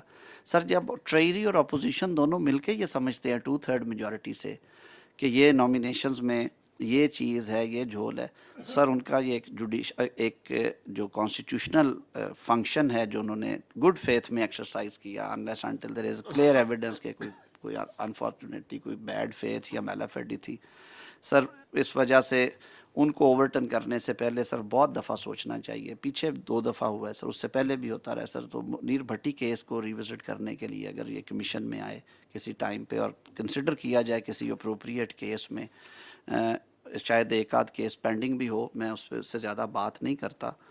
تو میں sir by summing up with respect, I would state that right now, sir, in view of the analysis made by Mr. Justice Sardar Tariq Masood after listening to the honorable judges, I don't support, sir, these nominations for the time being, sir. I would request that the rules may kindly be framed determining the principle of seniority and the functioning of the Judicial Commission of Pakistan. مجھے anxiety کا سر اندازہ ہے کہ court کی 5 seats خالی ہیں جو شاید پہلے کبھی نہیں ہوئی, لیکن سر ان میں سے 4 ابھی اویلیبل ہیں. سردار صاحب کی یہ بات بھی سر درست ہے کہ ہمیں جو ڈیمڈ ہے ابھی آنی ہے نامینیشن, جو سیٹ خالی ویکینسی آنی ہے سر, اس کے بارے میں بھی ابھی نہیں کرنا چاہیے سر. یہ پریسیڈنٹس کہیں شروع نہ ہو جائیں اور بہت آگے نہ چلی جائیں. اور دوسرا سر اس میں یہ ہوتا ہے کہ کئی دفعہ جب ہم ایسے میں جب 5 یا 4 نامینیشنز میں, تو یہی کہوں گا کہ سر 5 ہی ہو جانی ہے الٹیمیٹلی کرنی ہو, تو سر اس میں ہمیں اور زیادہ احتیاط برتنی چاہیے. اور پھر جب اوور آل پول ہے سر اس کو بھی بڑا کریں. میں ریسپیکٹفلی آئی وڈ سے کہ justice Athar Minallah is also a very honourable جج, ایکسپیرینسڈ ہیں, آئی بین اپیئرنگ بیفور ہم, ہم ان کی ججمنٹس پڑھتے ہیں. اسلام آباد ہائی کورٹ سے پہلے بھی سر آئے تھے یہاں پہ چیف جسٹس, جو جسٹس اقبال حمود الرحمان صاحب, انہیں سر ضرور کنسیڈر کریں. He would be a good addition to supreme court of Pakistan. اور کورٹ سر اس سے جو دوسرا جو لوگوں میں یہ پرسیپشن ہے کہ سینئر موسٹ ججز جو ہیں اگر ان میں کوئی اس طرح کے نیگیٹو فیکٹرز نہیں ہیں, وہ نہیں سر آ رہا ہے کورٹ سپریم کورٹ میں, اور وہ بیلنس جو ہے سینیورٹی کے حوالے سے یا فٹنس کے حوالے سے اس پہ باتیں ہوتی ہیں سر. یہ زیادہ ٹرانسپیرنٹ چیزیں ہو جائیں گی. اسی طرح سر جب آپ نامینیشنز کنسیڈر کرنے لگیں تو ضرور کنسیڈر کریں جو پشاور کے باقی 2 جج صاحبان ہیں ان کو پیرٹی میں دیکھیں, کمیشن اس کو تاکہ اپنی ہم رائے دے سکیں. اور ان گزارشات کے ساتھ سر میں right now sir I don't support the nominations. بہت شکریہ سر.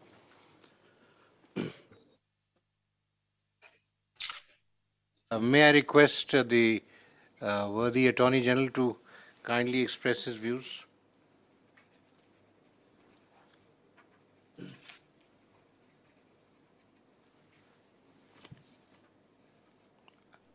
Ashtar Saab, we can't hear you. In mute کر لیں سر, ان میوٹ کر لیجئے گا. یو آر میوٹ پہ ہیں آپ.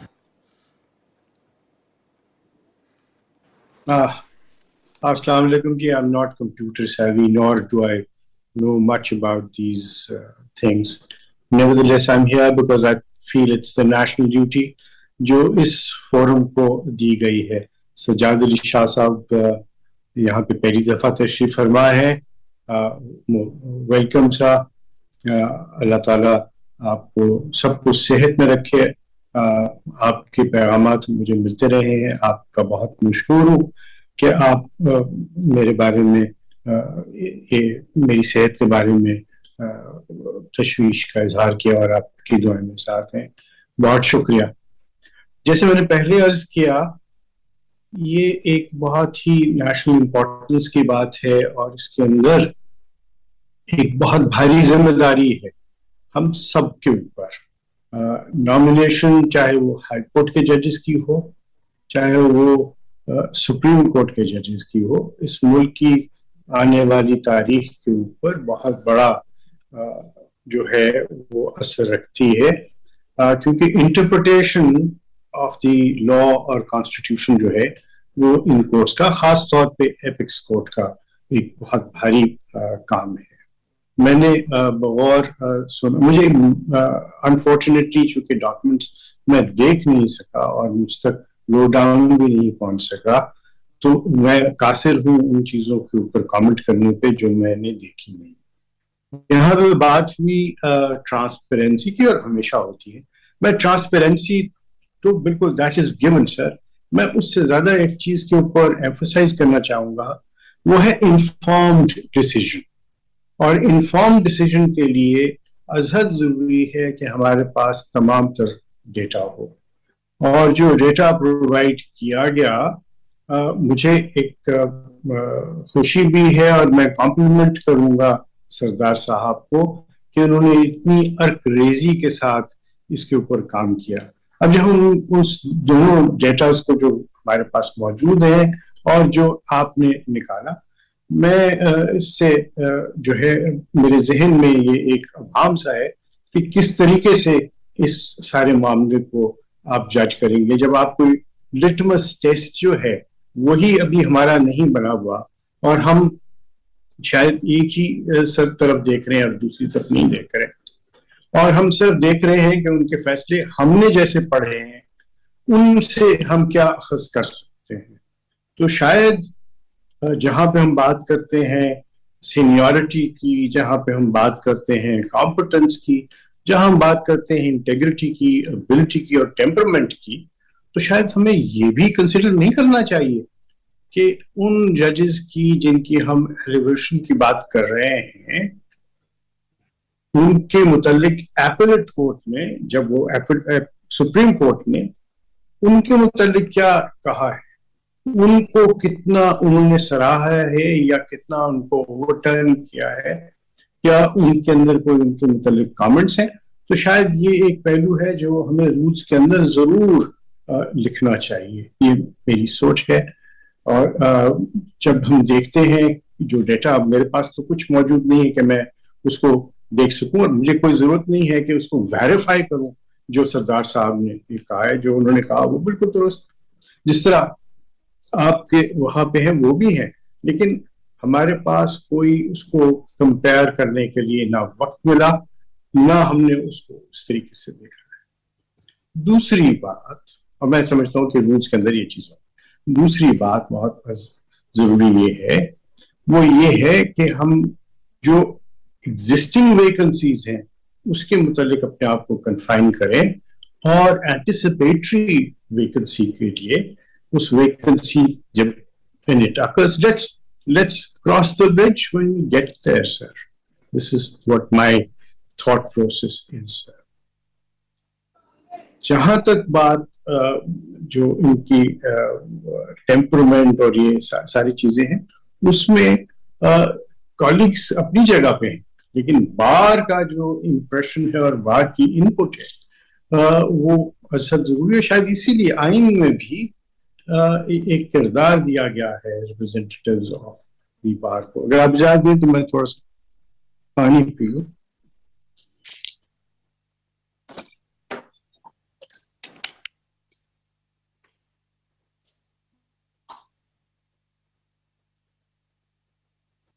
جہاں تک ریکمینڈیشنز کی بات ہے وہ ریکمینڈیشنز جو ہیں وہ تو تابع ہوں گی جب ہمارے پاس ایک رولز کے ایک جس کو میں کہوں گا ایک فرما کہہ لیجئے یا ایک کہہ لیجئے باکسز ہوں جن کو ہم ٹک کریں. اور اس میں شاید یہ مسنگ ہے ابھی تک کہ سپریم کورٹ نے ان آنریبل ججز کے متعلق ان کی ججمنٹس کے متعلق کیا کہا. میں جہاں تک عثمانی صاحب نے اپنی رائے دی ہے وہ بھی بالکل لائق ہے. ان کا اپنا ایک امپریشن ہے اس کے بارے میں اور جو میں ساری جو سینس لے رہا ہوں وہ شاید یہی ہے کہ اس میں ہم جلدی نہ کریں, اس کے اندر رولز میں جلدی کریں, رولز بنانے میں جلدی کریں تاکہ ہم ایک انفارمڈ ڈیسیژن لے سکیں مل کے. اور جہاں تک ریکمنڈیشنز کی بات ہے میں سمجھتا ہوں کہ جسٹس اسلام آباد ہائی کورٹ سے ہمیں ضرور کنسیڈر کرنا چاہیے جسٹس اطہر من اللہ کو.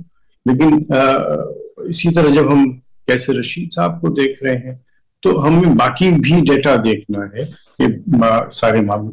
لیکن وہاں پہ بھی ایک بات میں ضرور کہنا چاہوں گا کہ ہمیں یہ بھی ملحوظ خاطر رکھنا چاہیے کہ جن صاحب کو ہم نامینیٹ کر رہے ہیں سپریم کورٹ میں ان کے پاس کتنا عرصہ ہوگا سپریم کورٹ پہ بیٹھ کے کوئی فیصلے کرنے کا. اگر وہ صرف 3 برس ہیں تو شاید وہ کافی نہیں ہوتا.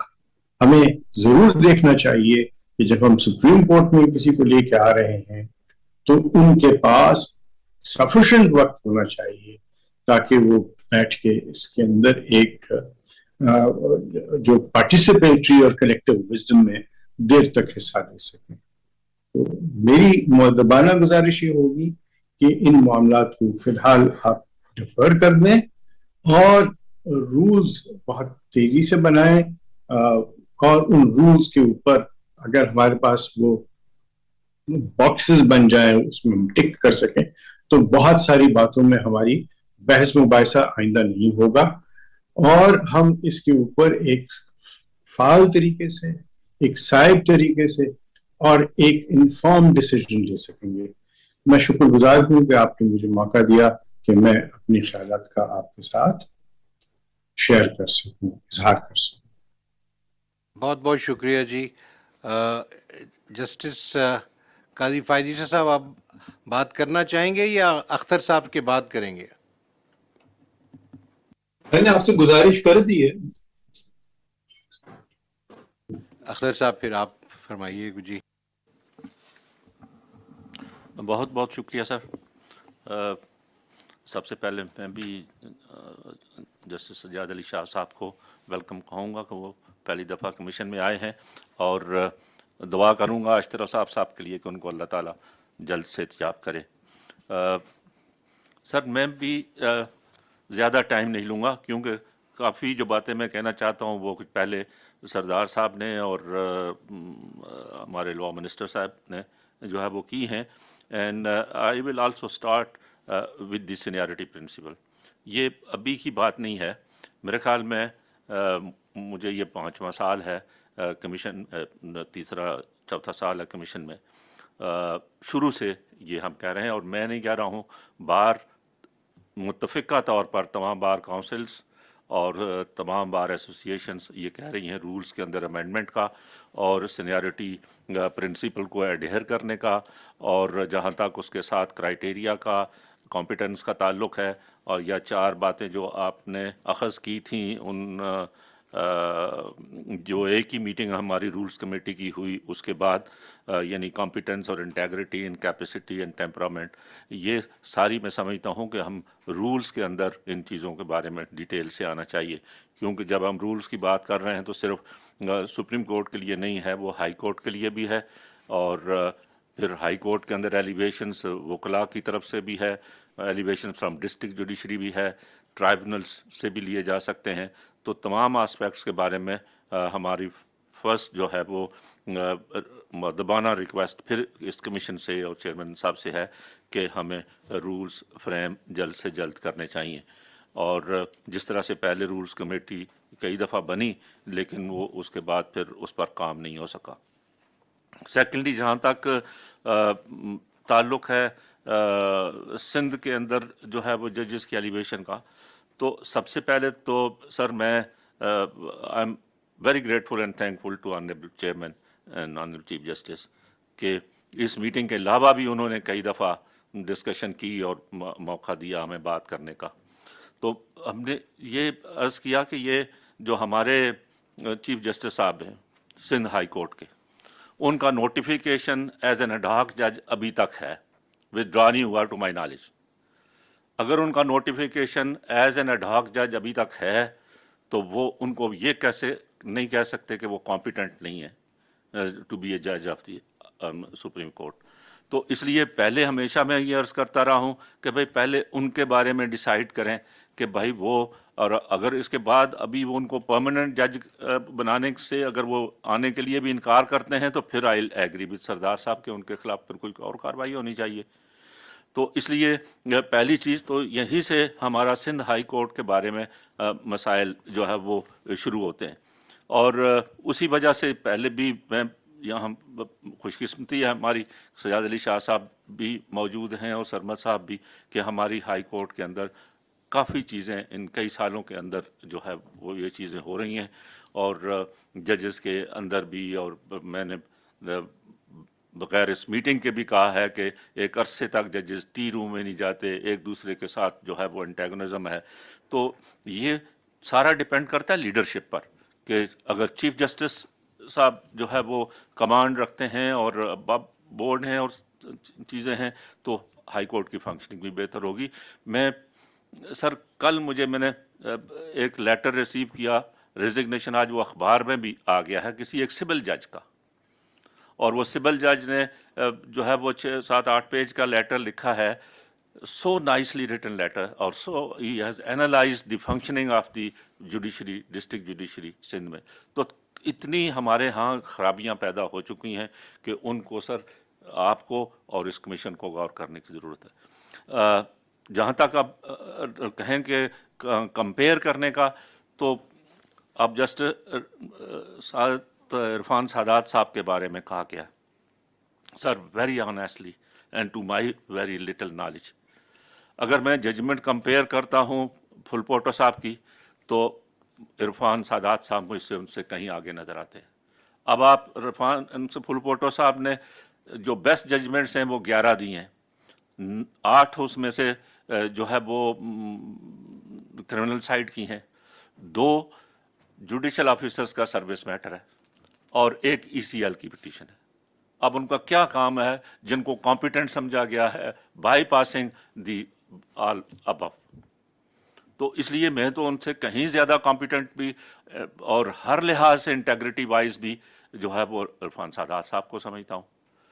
ان کی پرسنالٹی کے بارے میں اشارہ کیا ہے ہمارے لا منسٹر صاحب نے پھل پوٹو صاحب کی, اور میں نے آپ کے سامنے میٹنگ سے باہر بھی بتایا ان کی پرسنالٹی کے حوالے سے, اور آپ کی نالج میں بھی آیا ہے. تو زیادہ ہم نہیں ان کی پرسنالٹی کے بارے میں بھی کچھ کہنا چاہتے, لیکن کسی صورت میں بھی ان کو پھل پوٹو صاحب کو سپریم کورٹ کے لیے میں نہیں سمجھتا کہ ان کو یہاں اپائنٹ کیا جائے. جہاں تک تعلق ہے اس کے بعد عقیل عباسی صاحب کا، سر عقیل عباسی صاحب از ویری کمپیٹنٹ جج. میں نے ان کے ساتھ وکالت کی ہے، میں نے ان کے سامنے کورٹ میں جو ہے وہ روز نہیں تو جو ہے وہ پیش ہوتے رہتے ہیں، اور ان سے زیادہ پولائٹ آدمی کوئی نہیں ہے. جو انسٹینسز آپ نے فرمائی ان کے بارے میں، ان کے ٹیمپرامنٹ کے بارے میں، وہ 2-3 انسیڈنٹ جو ہیں وہ ان کو جب آپ نے بائی پاس کیا تو اس کے بعد یہ چیزیں ہوئیں. جیسے سرمد عثمانی صاحب نے فرمایا کہ بھائی جب آپ ایک صاحب کو اس کی سینیرٹی کو بائی پاس کریں گے 1 دفعہ 2 دفعہ 3 دفعہ تو وہ ان کے کچھ نہ کچھ اس حوالے سے ان میں تلخی آئے گی. تو اس لیے ان کو یہ نہیں کہہ سکتے کہ ان کو بائی پاس کر کے، جبکہ آپ ابھی بھی یہ کہہ رہے ہیں کہ بھائی ان کو آئندہ کنسیڈر کیا جا سکتا ہے. تو کب ان کو کنسیڈر کیا جا سکتا ہے جبکہ اتنے سالوں سے بغیر کسی ان کی انٹیگریٹی پر کویسچن کے ان کو بائی پاس کر دیا جاتا ہے. تو اس لحاظ سے میں یہ سمجھتا ہوں کہ آئی ہیو نتھنگ ٹو سے اگینسٹ اور جو ہمارے اسد نظر رضوی صاحب ہیں یا شفیع صدیقی صاحب ہیں، لیکن میں سمجھتا ہوں کہ سینیارٹی پرنسپل پر آئندہ ان کو بھی کنسیڈر کیا جا سکتا ہے، لیکن سینیارٹی پرنسپل کو اور کمپیٹنس کو سامنے رکھتے ہوئے ہمیں نمبر 1 2 3 میں سے جو ہے فرسٹ ڈیسائیڈ کریں پہلے چیف جسٹس صاحب کا، اور اس کے بعد جو ہے وہ ہو سکتا ہے کہ ایک چیف جسٹس بن جائیں، یا نمبر 2 اور 3 پر ہیں ان کو 2 ججز آپ وہاں سے لے سکتے ہیں پریزنٹلی، اور ایک تو ابھی اینٹیسپیٹڈ ویکینسی کے اوپر میں نہیں سمجھتا کہ اس وقت ہمیں اپوائنٹمنٹ کرنی چاہیے.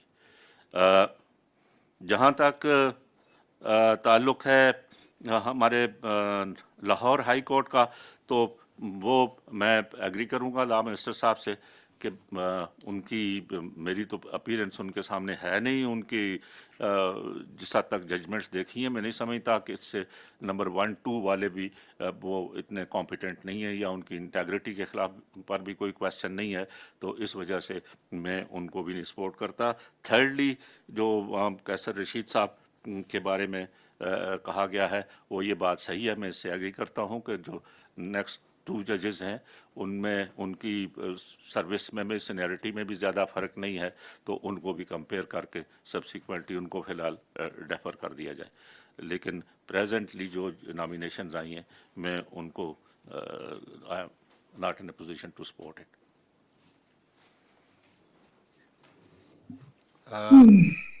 I think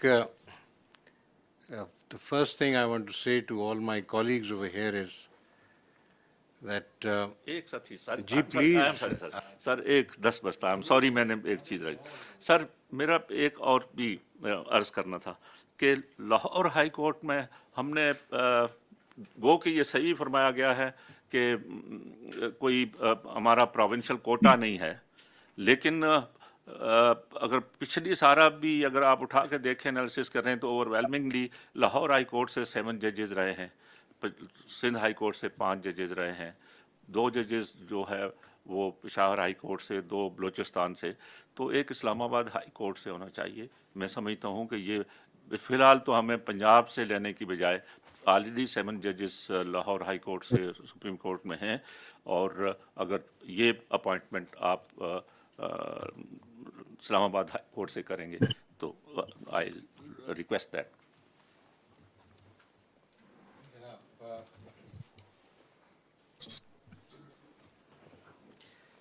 I would like to thank all the members of the commission for giving their valuable thoughts.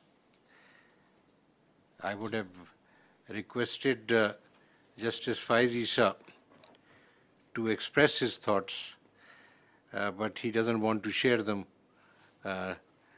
till I've spoken.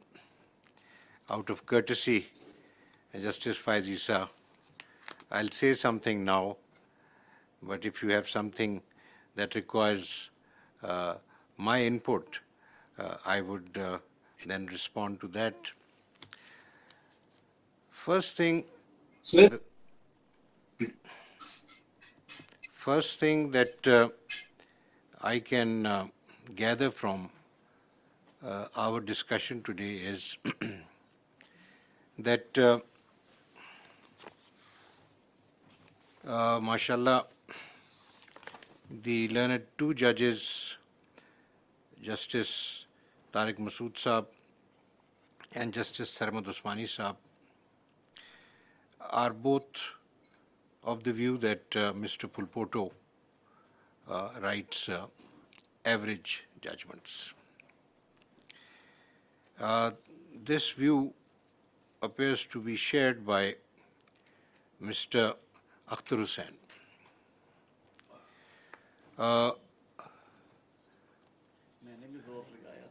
And Mr. Tarar, Azam Nazir Tarar also is of the same view. I respect that view. And so I think one thing we can decide is that we will not press his name.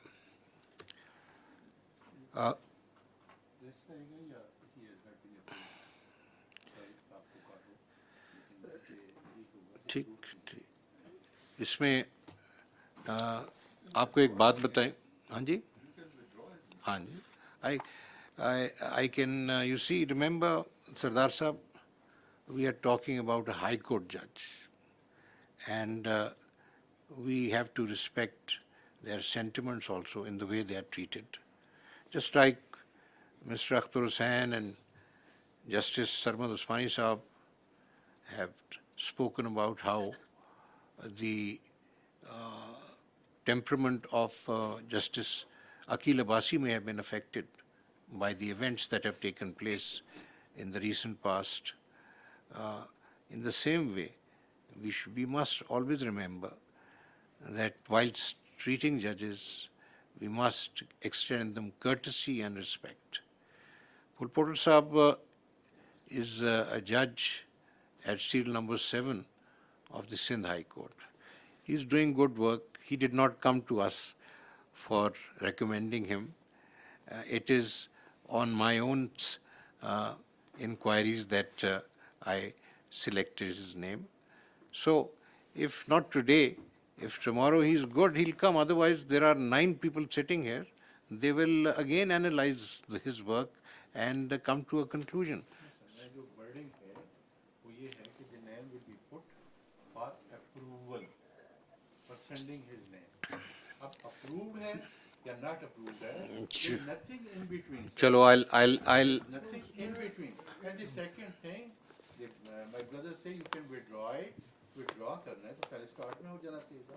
When decision is being made और उस वक्त सारे लोगों ने कैची है. Decision has been made. It has been made. No. 1, 2, 3, 4 ये बैठे हुए हैं आपके सामने. Decision chairman का होता है. नहीं जिसियन चेयरमैन का होगा चलें। विद द मेजॉरिटी कोई- होगा ऐसी बात नहीं है सरदार इतना साहब, आगे सरदार- मत जाइए सरदार लेकिन साहब। अप्रूव्ड एंड डिसअप्रूव्ड 2 लफ्ज हैं सर ये मैं इसलिए कह रहा हूँ कि ये आगे भी हमारे साथ इस तरह हुआ जब आयशा की तरफ की बात आई थी जस्टिस आयशा की तो वो सडनली उठ के चले गए 4-4 का हो गया पता ही नहीं लगा कि उन्होंने फैसला क्या किया होना तो ये चाहिए था कि when they put the name of the Aisha, Justice Aisha, and it was not approved by the commission, then must be written that it has not been approved.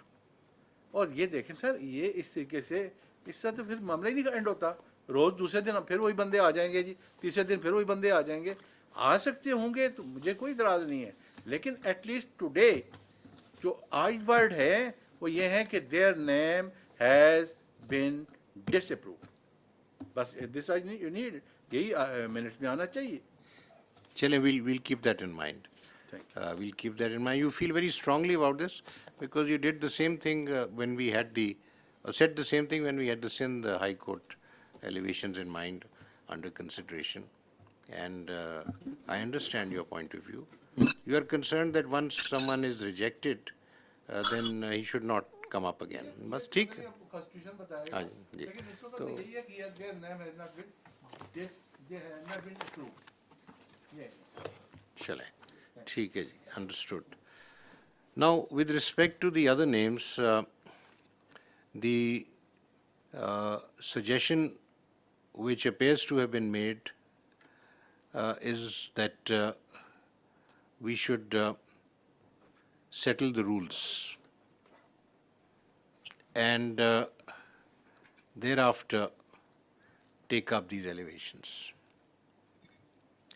So, on those names, I think that there is no serious objection right now on a one-to-one basis, and there is, on the other hand, a suggestion that we should consider some other learned judges who have been mentioned during the discussion on account of their competence and capability and so forth, integrity being the first, for elevation to the, or for appointment to the Supreme Court.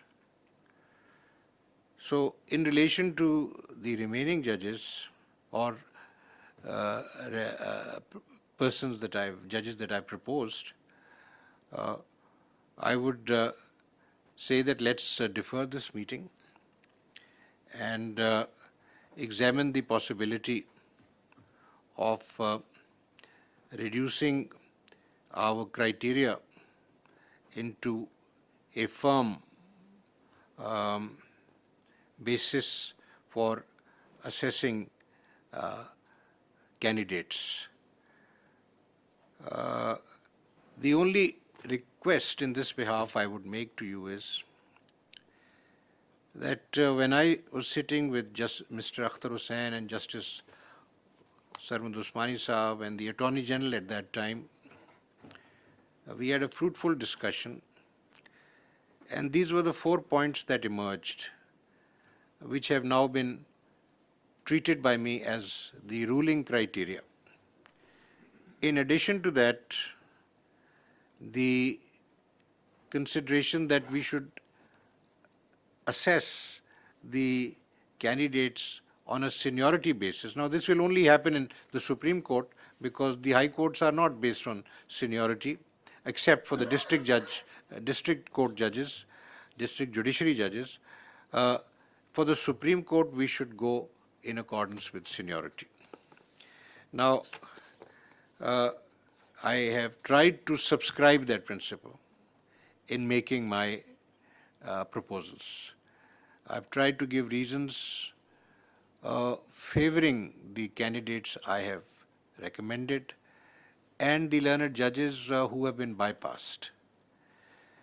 The difficulty I was facing, and this I want to share particularly with Sardar Tariq Masood Saab, because he has been very vociferous about this, and so also Mr. Akhtar Hussain, who has also voiced the feeling of the bar.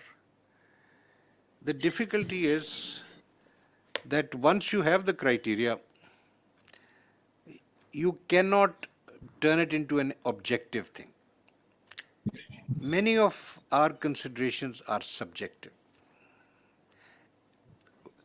In terms of integrity, I think all of us agree that there should be zero tolerance. Any judge of any quality, however superior, cannot be tolerated unless he is pure and honest. So, on integrity, we don't have a problem. On competence, we already have different views about different judges.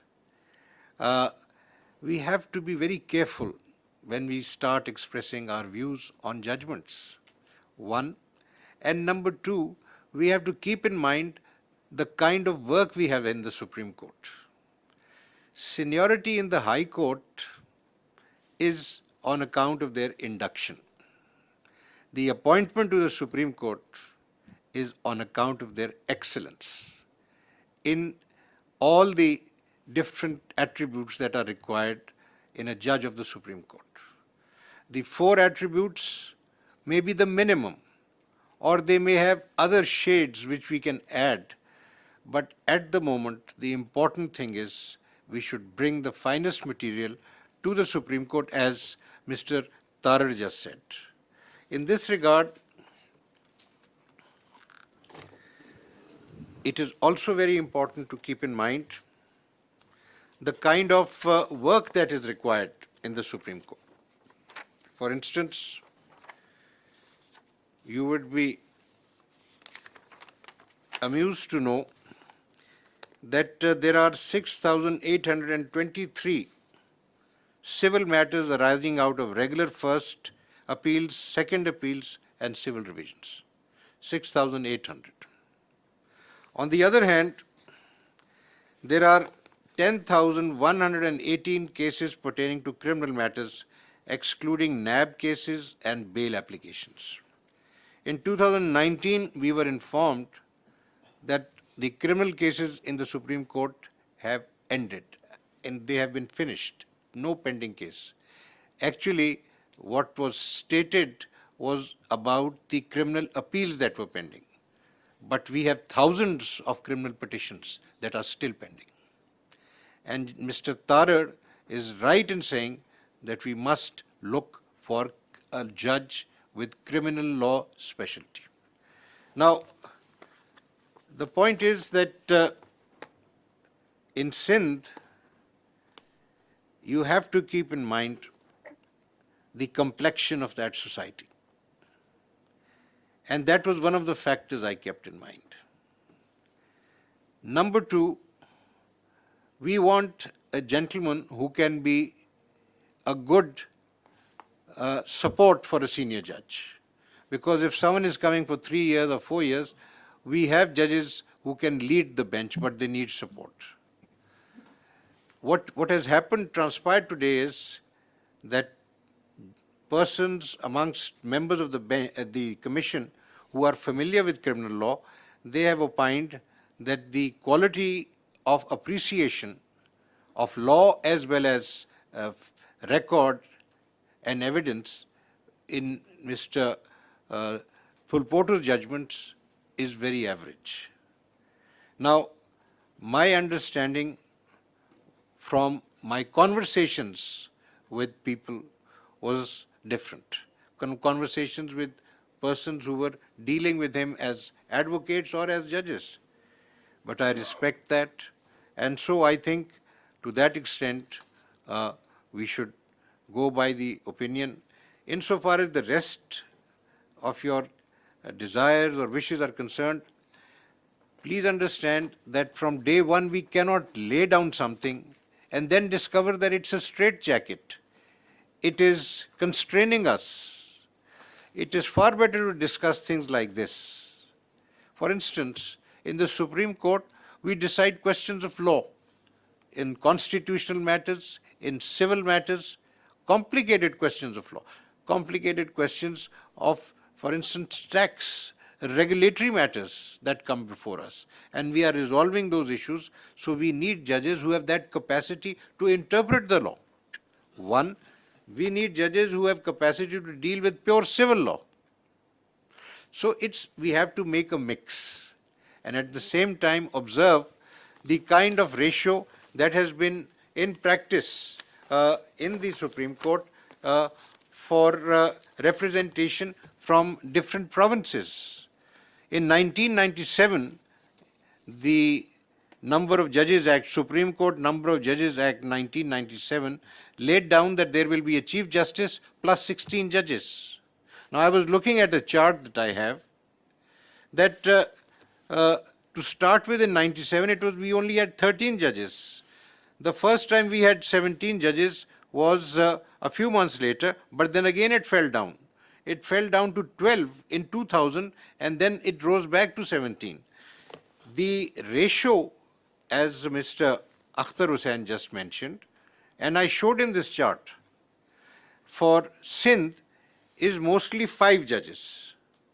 And for Punjab, it is mostly 7 and even 8 judges. At times, we have had 8 judges, one of them being an ad hoc judge.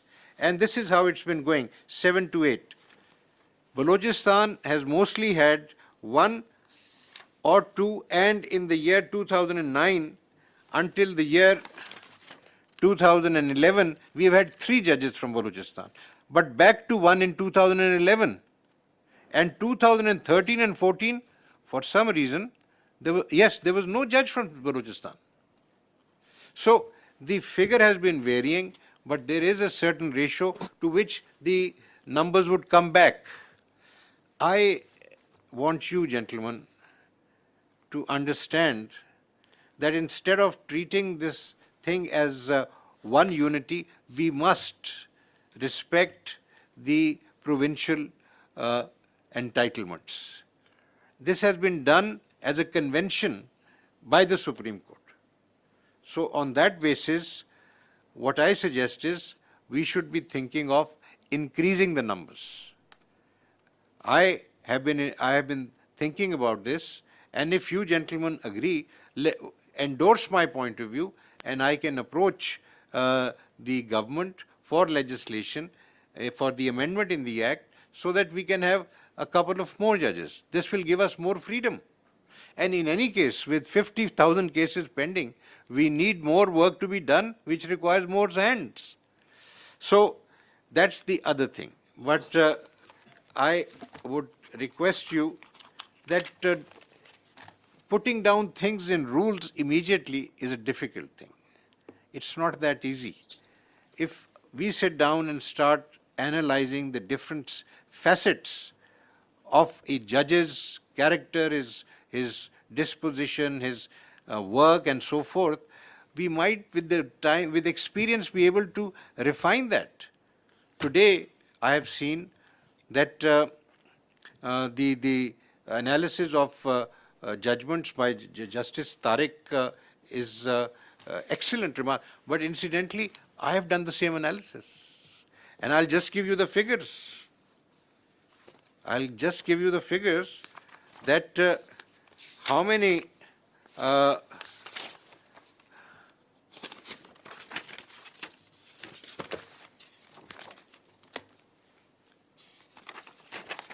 data that you have from the data provided by the learned judges, and these are judges, all the judges from the Supreme Court and all the judges from the Lahore High Court, but obviously only one judge from the Peshawar High Court. Sir, one of the lowest figures for reversal of judgments by the Supreme Court is for Sayyid Hassan Azhar Rizvi. He has had the finest record in terms of judgments. Mr. Nadeem Akhtar, who is a very fine judge, sir, 15.8% of his judgments were reversed. And I'm basing it on the written data provided by him. If I go to Pulpoto, it is 18%. And Shahid Waheed is 7%. But when I look at the result of Shujaat Ali Khan, it is less. But you look at his work. What is the diversity? Most of his work is in writ petitions. He is deciding rent matters in writ petitions, family matters in writ petitions. The main thing is the core work lies in appeals or revisions. He hasn't done that. He's never worked really on the civil side. So what we do today is, let me request all of you to apply the same criteria. If you need more data, I'll bring the data. But if you connect it with the framing of rules, that will take time. We will be short of 5 judges next month. And we have 50,000 cases to decide. My request to you, gentlemen, is to apply your minds the way you have applied today, so that we make positive progress. When we evaluate the next candidates, give me any more criteria, any more data that you want, I'll put it together. And you know, the other thing which I must inform you about is that on account of the criticism that our registrar has faced, he has gone on leave. And he's told me, sir, I'm a grade 22 officer, I've had a good career. I can't work in these conditions. What is the result, Sardar Tariq Masood Sahab? Sir, I have written all this material. I had no assistance.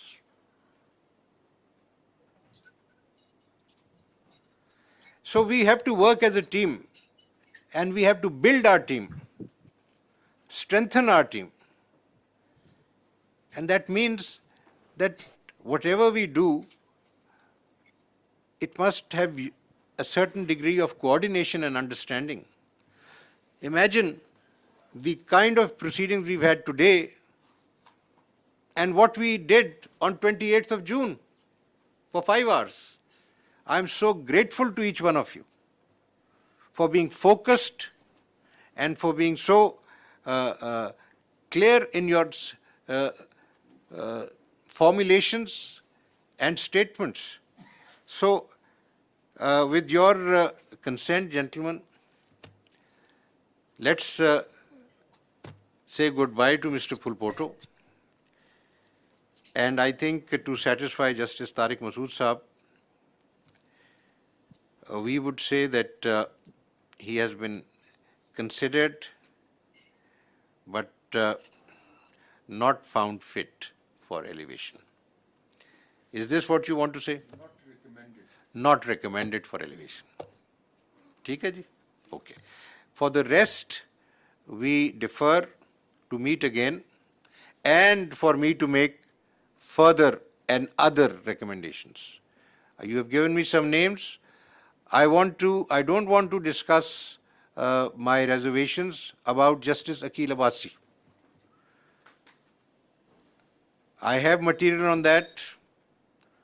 Mr. Akhtar Hussain knows about it. And Mr. Tarar knows about it. And I have mentioned to some extent Justice Tariq Masood Saab also knows about it. But today I will tell you that I will meet him personally and I will form an opinion about him. If necessary, I will request one of my colleagues in this commission to join me and we can have an exchange with him, exchange of thoughts and so forth. And I'll come back and report that.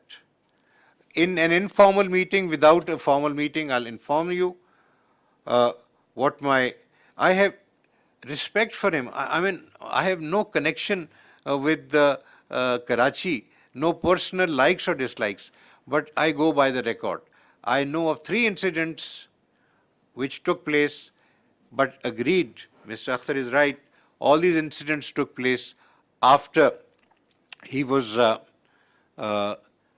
bypassed. Okay? Let's see if it is workable. Otherwise, I'll place that material before you and you can think about it.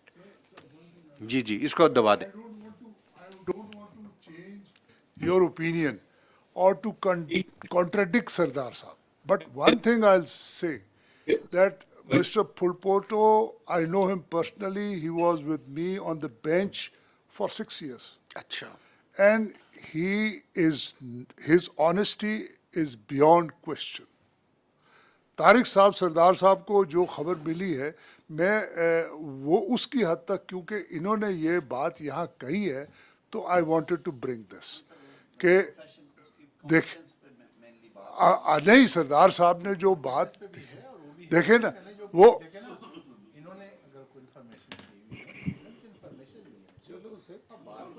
नहीं देखे, वो मैंने एक I just wanted to मैं इनको contradict नहीं कर रहा, पहले मैंने ये कहा है, मैं किसी को कॉन्ट्रडिक्ट नहीं कर रहा, बट जब ये एक बात आई है इंटीग्रिटी पे, तो I just wanted to bring it on. आप बिल्कुल ठीक कह रहे हैं and it will be very hurtful for him.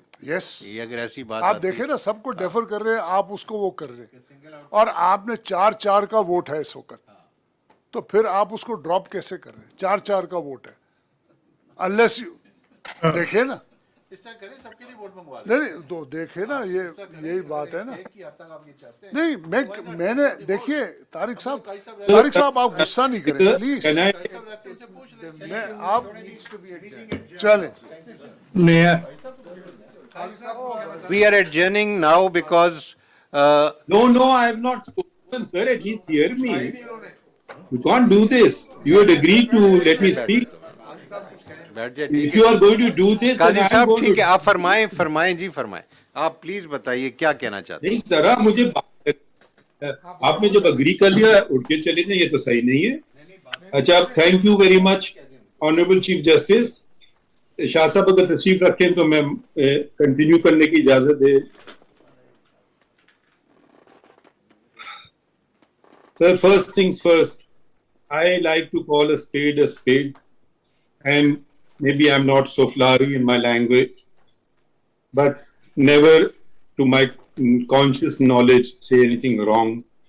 Anticipated vacancies are an illegality and unconstitutional. Look at the people in this room.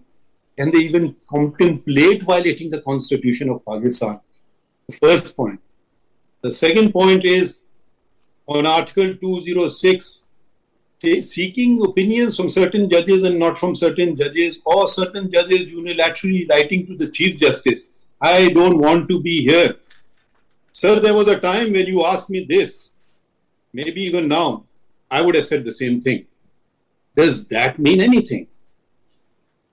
Are we making 206 redundant? If a person asks and he says, yes, I want to be there, well, probably that's a disqualifying factor. The Constitution has provided a solution. You don't ask, you don't hear a person, sir, I want to become a judge of the Supreme Court. Sir, I don't want to become a judge of the Supreme Court. If we start doing this, we are violating the Constitution of Pakistan. We're talking about conventions. Here I'm talking about the letter of the Constitution.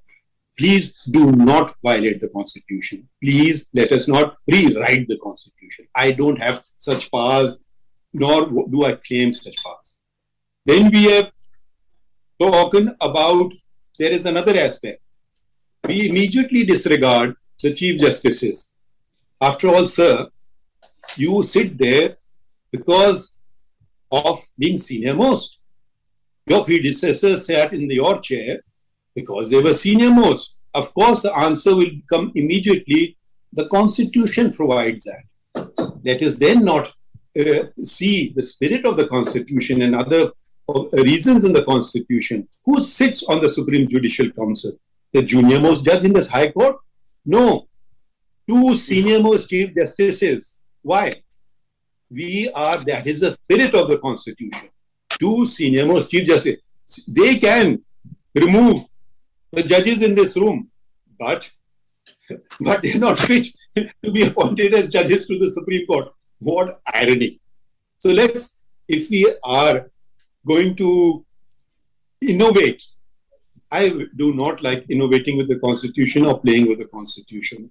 I go by the letter of the Constitution. When that is not available, I look elsewhere in the Constitution. When that is not available, I look to the spirit of the Constitution. What does a Chief Justice bring to this court?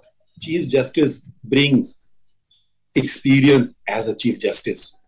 I could call myself a fairly successful lawyer, but what I learned as Chief Justice, I never would have learned as a judge. I had to deal with so many other matters. You know it, and all those who've been Chief Justice know it as well. It's altogether a different ball game. So we are saying, Chief Justices, you have gained such valuable experience. You can remove us sitting on the Supreme Judicial Council, but we're not fit enough to be brought here arbitrarily. By all means, consider them, analyze them, reject them. I have no issue. Bypass them, whatever word you want to use. But let's not first in army faction say, who wants to, you are volunteering for the job. No, sir. This is, first of all, we are all, and I respect each and every one of you, great learned constitutional minds. If I was known for any capacity, it was certainly not criminal law which brought me to the Supreme Court. But what was I made to give? What work I was given for 2 years? Criminal work. The areas of my expertise I was not given. So to again penalize a Chief Justice or judge, oh, but he hasn't done this work. Is it his fault that he's not done this work? You're not addressing that. Naturally, can Akil Abbasi or can Pulpoto or whoever say, I want to be given that work? I considered Sardar Sahab as an expert in criminal law. He sat with me in a civil law and I was stunned. His ability, I mean, for a person of this experience, it doesn't require much to shift gears. I hear cases of a law I've never heard about. And you need analysis, you need analytical skill. It is not after 40 years of learning, if you can't do that, and if you don't know basics of civil law or basics of criminal law, then sorry, sir, you don't want to be elevated to the Supreme Court. You should be shunted out of the judiciary, full stop. I was stunned with Sardar Saab's analytical skills on civil law. I had the opportunity, pleasant opportunity to sit with him. As far as temperament, we are stressing temperament and law. Sir, I have sat with some chief justices. Shall I mention their temperament? They were obnoxious. What to speak of a good temperament? Sir, I corrected them. How many of us did? Sir, there are people in this room. I say it with the greatest respect. Don't mind my saying so. When they spoke, मैंने बाद में कहा मैं भी डर गया आपके बात करने से. पता नहीं वकील और litigant का क्या बना होगा. Not that that was a style of speaking. It wasn't that they were downplaying it. But I got scared. I said, sir, खैरियत तो है. So please, there is no disrespect intended, and that's why I'm not naming them. So let's not make these artificial constructs and then fit a square into a round hole. So that is not on. And so with the greatest of respect and humility and the greatest of respect that I hold you in, you don't have the unilateral power to nominate anybody. You are equal. We, all of us, nominate, not you. Then we, all of us, carry one vote and decide. Hopefully it doesn't come to ballot casting and winning and losing. This is not about winning and losing. This is looking to the future. Now you are bypassing chief justices and senior judges. I have the chart before me, and I just opened it on the internet. And take, for instance, Balochistan. Balochistan, the senior most and the chief justice and the senior most judge will retire in a couple of years. There cannot be better judges in the entire high courts of Pakistan than they are. You have spoken about, I know this person and I know this person. Nobody has mentioned, I know Chief Justice Naeem Akhtar, or I know Senior Puni Hashim Khan Kakar. So, and to say that there are no other experts, Jamal Saab Mandokhail is an expert in constitutional as well as an expert in criminal law. His name, why was it not mentioned? Because for the simple reason, you don't know. But you're not prepared to hear people. You say, I met, with the greatest respect, sir, you met Akhtar Saab and you met so. Sir, we share a common boundary wall. You never meet me. So, but anyways, that's your discretion. I can offer some bad advice or maybe some good advice at times. So these are matters of grave urgency. Criteria committee, I was not a part of. Chalo, sir, you headed it.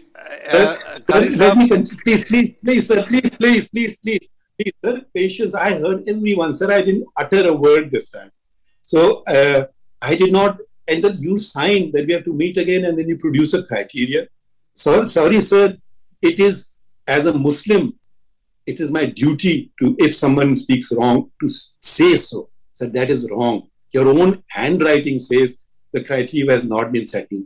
Competence, integrity, can anybody say, no, we want incompetent judges. No, we want judges with no integrity. No, we want dishonest judges. That's a given. That's no fundamental brainer that we want this. We want how to analyze. Now, why we discarding, why we choosing straight away going to judges who are at way below the seniority? Is there any justification? Are we even, no mention is made of Ahmed Ali Sheikh, one letter, and what he went through is hell. I went through hell. I can say, I don't want to be a judge of the Supreme Court. So, is that enough? If I don't want to, I'll resign. But if you say want, it's not a question of my desire. I consider it my duty, not my desire. If it was my desire, I would not be a judge one single day. I have become a judge. Now I'll do my duty. Sir, चले my dying आप breath. काजी साहब sir जरा 2 minute और बात करने दें ना. काजी साहब अब ये इसको आप मुकम्मल करें ना. बात तो आपकी हमने मान के एक प्रॉमिस आप करें. आपको बात को आप एक प्रॉमिस कर दें मुझे कि जब आप इस्लामाबाद आते हैं तो आप इस अंदाज में मेरे साथ बात करेंगे जैसे आप कर रहे हैं. तो फिर इंशाल्लाह देखना कि हमारी कितने आपस में डिस्कशंस होंगे. मेरा अंदाज सर बहुत अच्छा है. आप भी थोड़ा सा मेरा अंदाज और हम सरदार तारिक साहब को भी बिठाएंगे अपने साथ. चलिए ठीक है सर. मैं अब मुझे जरा से बात करने दें. मैं चाहता हूं कि ये हम मुस्तरद करें इस बात को कि honourable chief justice has the sole discretion to appoint जजेस. मैं इस बात पे वोट करें कि the judicial commission of Pakistan will discuss the matter and not it should be done unilaterally by only consider the 5 volunteers put forward in true military fashion to volunteer for the mission. No, let's consider 10, let's consider 20. Let's Thank you, sir. put forward कहना later. And prior Sardar to sir that, wants to say always consider that. Let me just conclude. Or prior to Bataiye, that, Sardar that this is the decision of the meeting, not deferment. Sorry, this is a decision of the meeting that it is already we have wasted a time. It's always thrown in my face. The meeting is being wasted. Let us achieve something positive. I don't think Let us achieve something positive. Let us sir achieve. Let positive us call आपने a meeting किया ना, after a month. आपने कर लिया positive sir, जितना आप- positive हो सकता था आज. अब बस thank you sir, and let's rise now. Thank you. Just 1 minute, sir. So now we should देखिए, now सर, नहीं, इसमें minutes में क्या accept आएगा, nominations from all. सर ना मिनट्स में कुछ आएगा कि किसने अपोज किया, किसने नहीं किया, कुछ नथिंग. ये उठ के चलेगा, मतलब ये खत्म ही नहीं हुई मीटिंग. उन्होंने adjourn कर दिए सर. ये कैसी मीटिंग खत्म, ये कैसी नहीं, मीटिंग खत्म हो आपसे गई क्यों पूछा, कि, मुझसे क्यों पूछा, मैंने क्यों मैंने नहीं किया. चेयरमैन उठ के चले जाएं. बहरहाल मेरा उनको फिर भी शुक्रिया.